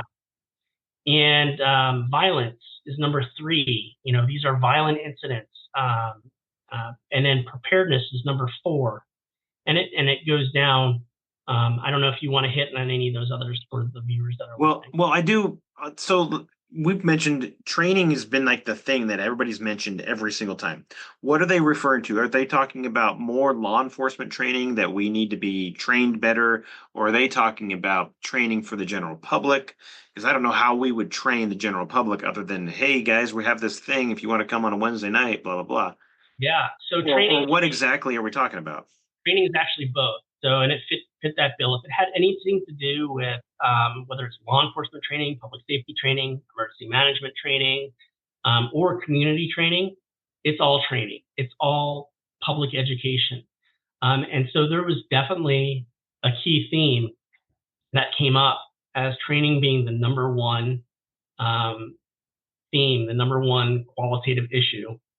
Like they want training. They want professionals to come and deliver training. Yes. To people or to whomever. Now that there's that side of it. You take a professional. Let's take nurses, or let's take law enforcement, or let's take firefighters, and you say, hey, you have a mandatory training on your day off. You need to be here, and you're begrudgingly going, and you're like, you got to be kidding me, right? Now it's hard, and hey, we're paying you time and a half. We're going to pay you double time to come to this, whatever the case may be. You tell the general public, hey, we're going to have this training at this church. They have a big old, or at the school, they have a big auditorium. We have this doctor come in and he's going to give training on, and these law enforcement guys are going to give training on active shooter preparedness and resiliency, and how to combat that should it show up. How many people would actually go? Was there ever any kind of idea that everybody would be totally on board, or like, oh, well, I've got my kid's soccer game that night, or I've got, whatever that night? How many people would actually go to it? And I'm devil's advocate on this one, but I have the numbers on that, and so I'll share that with you. Perfect. Hoping you would. Yeah. So basically, a majority of the people want the training, and the numbers are going to show that. But I think it's also important to show kind of how I broke down the numbers, and for some of your viewers who are watching this or listening to this, when I asked the quantitative question, this was kind of how it was broken down. So you can see kind of how out of the 609 people that were surveyed, 421 were female and 188 were male. And then I broke them down into different age ranges. I broke them down into different educational levels.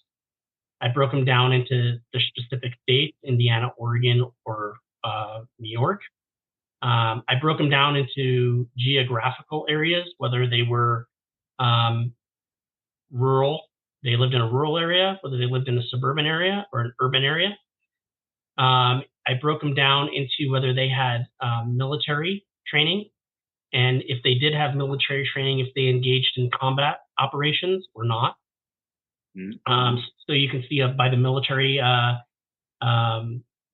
of the 609 that were surveyed, you had basically, some that 34 engaged in combat operations, and 34 did not engage in combat operations, and 23 did engage in combat operations. And so we did have some military members. We did have public safety professionals, and I broke that down into EMS and fire, police, search and rescue, or other, and then medical providers. on the bottom there. And so, and that was again that hypotheses of, did people's lived experiences, was it going to affect if they were to render aid or not to render aid? And that's where the numbers come from. But then I asked those research questions, Ken, and that was where the numbers came back as well. And so let me just jump ahead, because when you get into statistics is sometimes not for everyone. It's a little bit. Yeah. Especially if people are sitting and listening to this, driving in their car, or whatever. All right. Yeah, I get it. The numbers say whatever. Give me some meat and potatoes here, John. Yeah. So meat and potatoes, is really, we need to better educate the Americans about the active shooter preparedness initiatives, and that civilians should absolutely be considered first responders. The numbers show that. We need to provide better awareness initiatives. We need to foster working together, interoperability between stakeholders. When I say stakeholders, I mean public safety and emergency management and the public. Teach these issues in schools and teach them to laypersons, whether it's in CPR or first aid programs, and provide, public safety and emergency management professionals with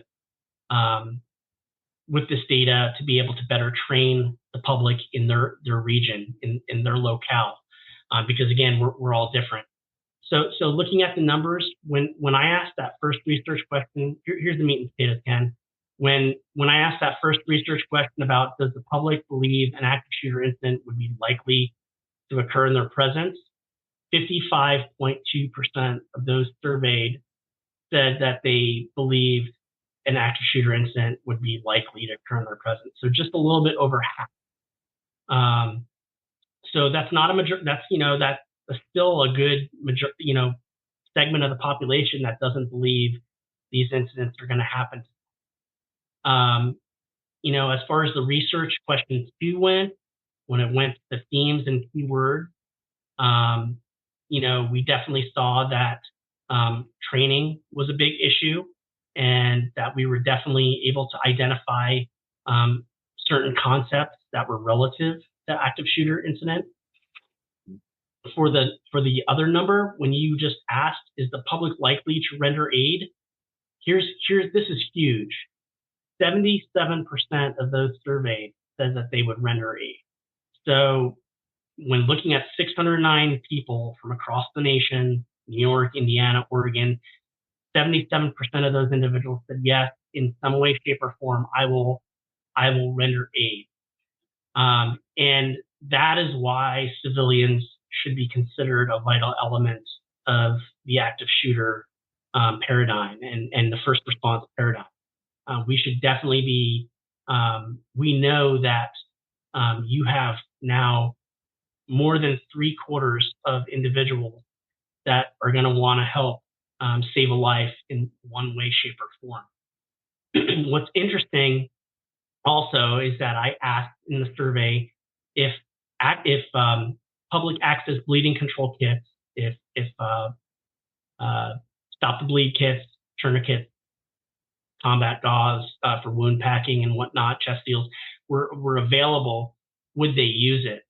And 59.6% of the public said that they would use it if it was available. So again, you have a majority of people saying that they would use those kits if they were available. And then here's the kicker. 94.4% of the participants believe that stop the bleed kits, public access bleeding control kits should be kept in places where people meet, work, and shop. So a majority, almost 95% of those surveys said, yes, we should put those in public places. Guess what? 15%, 14.9% of those surveys didn't know about public access bleeding control kits or active shooter response kits before this survey. So you So have 90, yeah. they're up to using them. They're willing to use them. Oh, only if they were there. And then you tell them they are there. Oh, I didn't know that. I didn't know that. So you have 90, close to 95% saying we should have them, but only 15% of people knew about that they even existed. So what does that tell you, Ken? So I mean, you work in the school, right? And you have programs like Alice as a school resource officer, or Run, Hide, Fight, or you do active shooter drills in schools. Um, We and use or the active, right now we're using the standard response protocol from the I Love You Guys Foundation. yes, yeah, great. That's a great It's a program. great And program. and we have all these initiatives, whether they're governmental or non-governmental. When I say governmental, like Run, Hide, Fight was really spurred from Department of Human Services, DHS. So when I say Right. governmental or non-governmental, it includes, like, the programs like you referenced to I Love You Guys, and Alice, and yeah, there's other programs out there that they teach. But with all these programs out there, all these initiatives to educate the public, and you have only 15% of people surveyed across the United States that know about active shooter, public access bleeding control kits, that is why public safety and emergency managers are failing at public education. It shouldn't be 15%.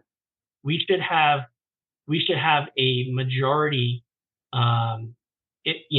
close to 80% of people knowing about Stop the Bleed kit out there.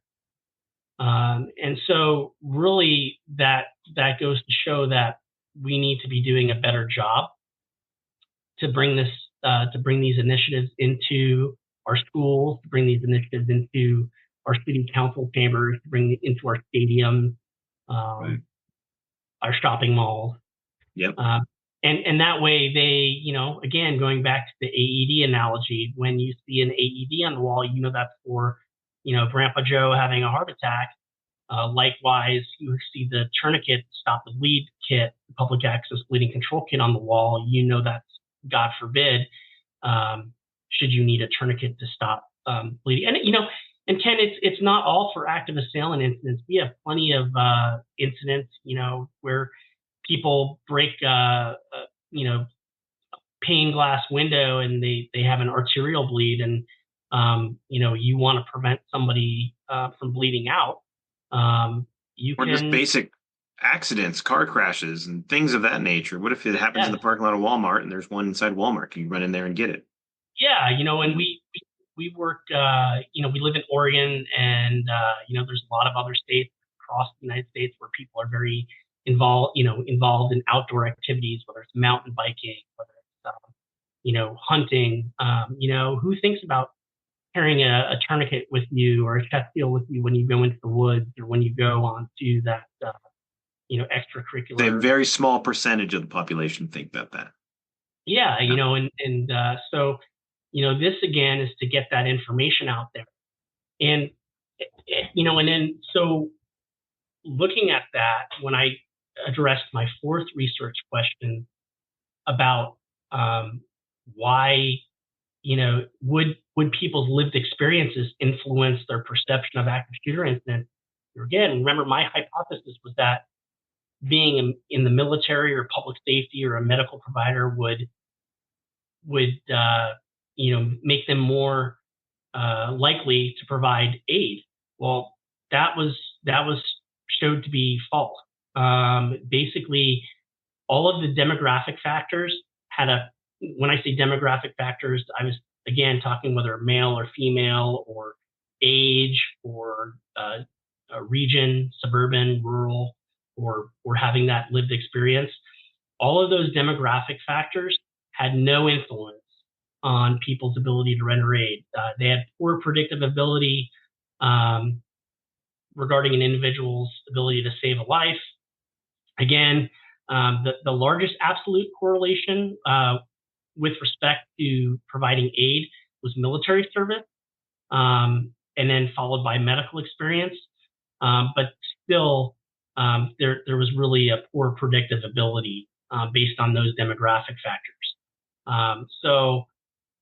Ultimately, we need to figure out a better way to teach individuals, and I think we can be doing that better in our school with our youth.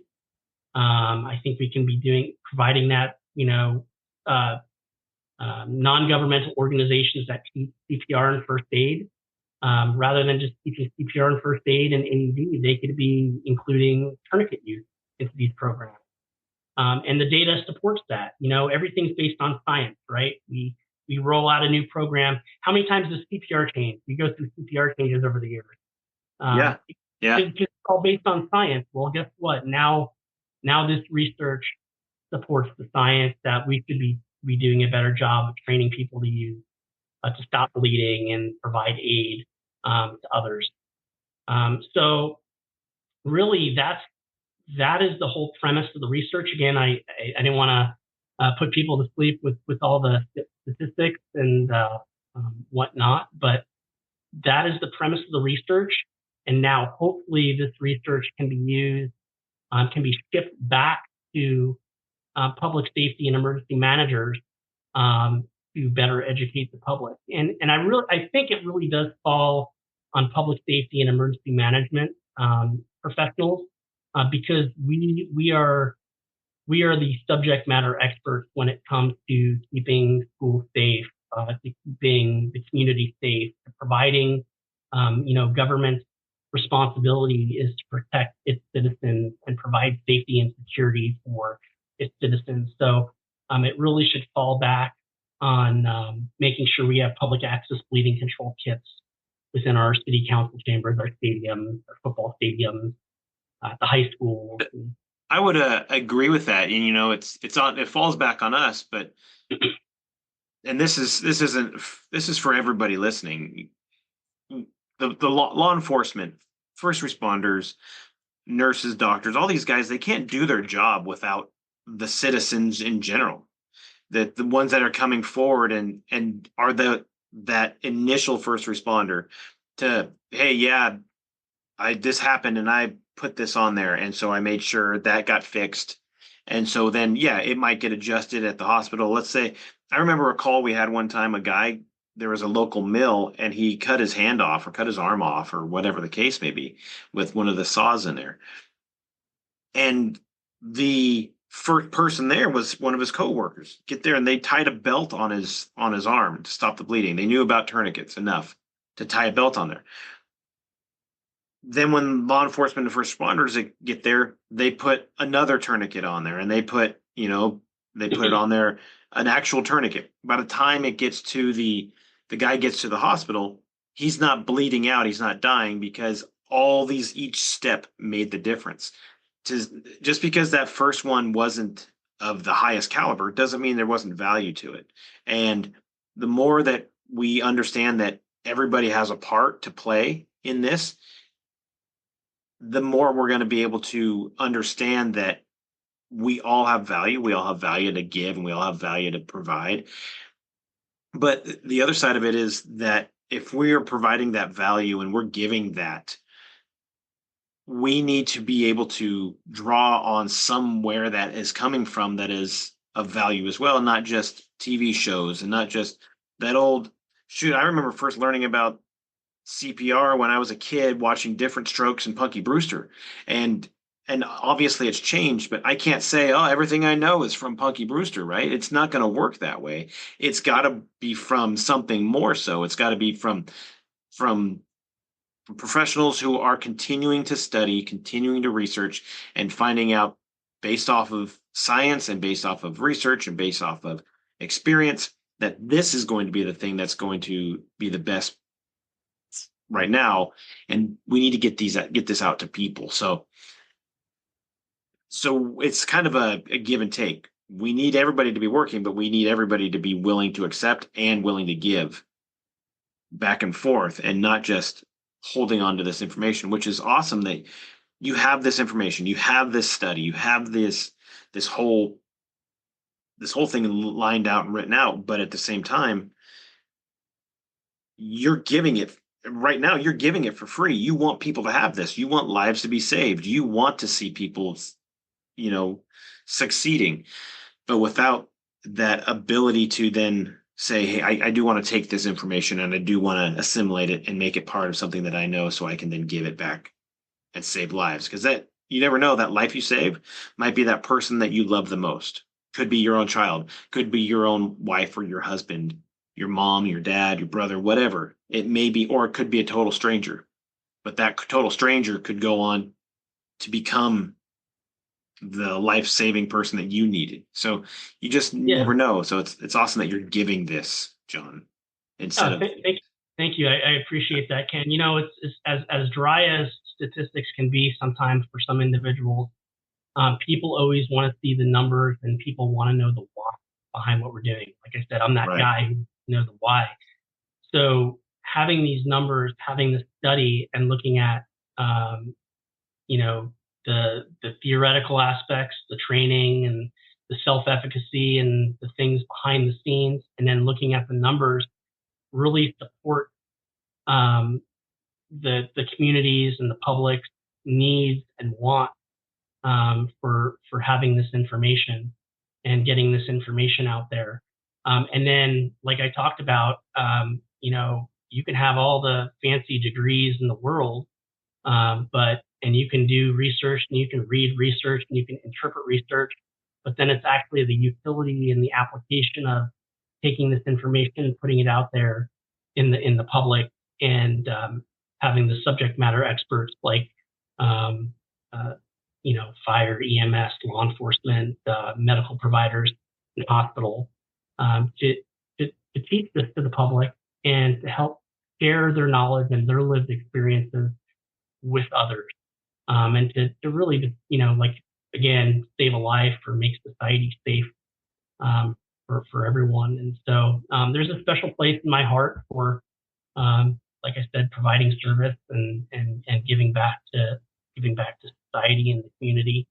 That's the way I was raised, and maybe it was all the GI Joe episodes I watched growing up with Back in the 80s. Yeah. yeah, back in the '80s, watching because you know it was, that was about the military and providing service and keeping people safe, and that's, you know, that was that was what we grew up on back in the day. But um, you know, and then you know, being raised by parents who were educators and wanted to give back. My dad served in the United States Naval Reserve, and you know, and so yeah, you know, there's a strong, there's a special place in my heart for people who provide service, and again, not only helping the community, but providing service and teaching and training and mentoring others that we work alongside, Ken, in law enforcement, in fire, EMS. We're all on the same team. Sometimes there's that little animosity between the police department and the fire department, but you know, it's all fun and games. We're still on the same team at the end of the day. We're all working together for the same mission. So I think that it's important we look at the end game, and what our Absolutely. mission is. Yeah. This is fantastic, and there's so much here. And obviously there's information here that somebody could go off of and develop their own research and go off on a tangent on this and develop side statistics and things like that, that hey, if it's that, then might be this, so this could be the start of something very, very deep. And if somebody wanted to learn more or talk with you more or go into more depth on this, how could somebody get a hold of you or of your research so then they can learn more? Yeah. So basically, what I'll tell you is there's the saying in the academia and research realm that we build off of the shoulders of those before us. So all research is typically developed on prior research. And so when that was why it was really important that when I started this research, that I was looking at the foundational research, the literature, and what the literature said about active shooter incidents. So that is very true, Ken. As far as future research and getting a hold of me for further information, I can be contacted at my email, which is my first initial last name, J Lohrfink, JLOHRF, like in Frank, INK at gmail.com. And certainly be willing to, help educate somebody about, um, you know, about active shooter incidents and, provide training or mentorship or guidance. So certainly, reach out to me. I'm sure they could contact you as well, Ken, and you can Yep. direct them towards me. But What about any kind of social media or anything like that? You got anything there, or is that all just personal stuff? yeah, I try to keep professional. I could be contacted on LinkedIn. That would probably Perfect. be the most professional way to reach out to me. Send me a message on LinkedIn, and that's just under John Lohrfink. But yeah, so I'm on LinkedIn, or you can reach out to me at my email, and we can touch base and go from there. Perfect. So, John, this has been a fantastic, conversation that we've had and everything. And normally I ask all sorts of different questions, and we kind of went down a different route with this one because of the topic and the information that you'd done a ton of research on, and I want to give that the respect that it deserves. But I still want to, you talked about all the different things that you've done and the way that you've been kind of able to cross, I'm not going to say contaminate, but cross all these lines of medical and law enforcement and academia and, just be that guy that can do a bunch of different things. So I'll ask this question. If you had a time machine and you can go back in time to meet yourself as a little kid, and you go and meet yourself at 8, 9 years old, would that little kid look at you and say, that's the person I want to be when I grow up? Well, probably as a young man, of course, I didn't want to know what I was more just interested in playing kickball with my friends on the block or skateboarding when I was growing up. I didn't know really what I wanted to be when I got older. Right, but there's that thing about that hero that you have inside you that you want to be. I want to be. You said you watched G.I. Joe all the time when you were little, all that stuff. Could you look at you and say, that's what I want to do right there. That's who I want to be.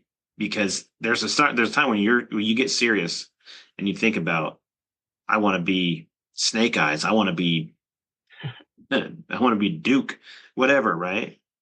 Could you say, you probably have had a lot of guests say this, maybe not. But like many others, I wanted to be my dad. I wanted to be my father when I grew up. And, when I was a teenager, man, I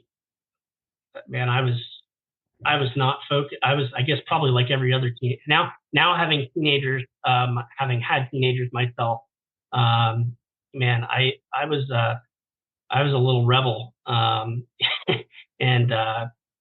misbehaved and was up to no good. Wasn't really focused on my grades, and but I had a strong work ethic, and worked all throughout high school, and I got that from my father. And then maturing a little bit, going away, being on my own, and still being a knucklehead at a young age, I still knew that education was important, and ultimately I wanted to get that education. I had a couple opportunities to go into the military. And those didn't work out for me. I would have loved to have gone into the military, but that was not the path that God had for me. And I truly believe, and Ken, you know me personally as well, so I'm a man of faith, and I really believe that God has a specific pathway for all of us in life, and what you believe may be your path is not the path that God sets out for you. And so that was not my path. My path was what was chosen for me, and the struggles and the failures and the trials and the adversity that we go through in life is who shapes us, who we are today. Makes you the hero that you are. That makes you the guy, the man that you are, that you want to be for your kids, for your wife, for your family in Yeah, general. But that makes you what you are, scars and all. yeah. We want to give back. When I talk about servant leadership and serving others and mentoring others, yeah, we mentor our children just as much as we mentor others we work with. But I kind of break it down into four groups as far as serving others. Um, First is individuals. We are here to serve others as individuals and have conversations. And then the second group would be team, whether that's a team we work on at work, or a SWAT team, or a sports team. That is a team of individuals we want to serve as well. And then an organization, that may be the organization we work for, that may be a religious organization, that may be um, Fraternal organization fraternal sometimes. organization, or spiritual yeah, anything of that Hmm. respect. And then the community is the fourth component. So the community is also who we serve. So we serve individuals, teams, organizations, and the community. And if we can break those down and provide information to each one of those individuals, teams, organizations, and communities, um, you know, and we're just living a life of service, and we're doing God's work, Ken. We're basically on the path that we're on because of something higher than us, and so that's that's my personal opinion, in my humble opinion, the world according to John. Um, but yeah, I think that's how I was raised, and how I was shaped, and we all have our own story to tell. Perfect. Perfect. Well, John, I want to thank you for coming on. I think there's a ton of value in this, and I'm hoping, some of the listeners and watchers are able to find what it is uh, that they can do in regards to this. How, what can they go to their local police department and ask for training? Can they go to their local fire department and ask for training in various things? And maybe they need to go when they go out shopping, keep an eye out for those bleed kits and things like that. Or they go to church. Maybe they talk to their people at their church and say, "Hey, can we get those here?" Because I know there's a number of churches that have AEDs at them. So Yep. why not that too? If they don't have that. So there's just so many different aspects that you can look at. And, you know, had you not brought it up, it may not be something that anybody ever thought about. So it's fantastic. I want to thank you for coming on and all the stuff that you're doing, that you just keep doing it. Don't quit and push forward and go for that second PhD at some point and get I don't know if you're ready for that yet, but we'll Um, see. But no, any final words for everybody out there before we sign off here? no, I think that kind of wraps it up in a nutshell. Hopefully, the information was presented well for your listeners. I know there was some visual things that I had up there, but if anybody would like to know about that, they can certainly reach out to me on LinkedIn, or hopefully you can help me to get some of this information out on social media too, Ken. Yeah, we'll do what we can to push it, and I'll also take your I'll take your email and your LinkedIn profile and put it on the show notes on when I put this video up on YouTube, and then on anything else for the show notes in regards to that. So uh, when people go into whatever podcast platform or social media they would watch this on, or get this information on, get this show on, they would be able to click the links for those things and go right to them. So Yeah, that'd I be really really good. appreciate you you doing this and getting the information out there. Because you know, when I say I really appreciate you doing this for me, it's not for me, Ken. I think it's Right. really for like I said, it's for the community, it's for society, it's Yeah. for public Agreed. and emergency management professionals. So just hopefully that really comes across that this is not by any means any kind of individual promotion here. This is really to make society a better place and Yeah. to help others. Nope. Totally understand it. Totally understand it. So, well, John, thanks for coming on, man. And we will talk with you after later. And just appreciate it. Great. Thanks, Ken. Appreciate it. Thanks. And Dr. John has left the building. You know, what a great conversation. The guy's got so much knowledge. It's as if, you know, when he's talking, he wants to get it all out there, and it's hard for him to get all of that out there the way that we need it, the way that it's digestible for everybody. So I just think that's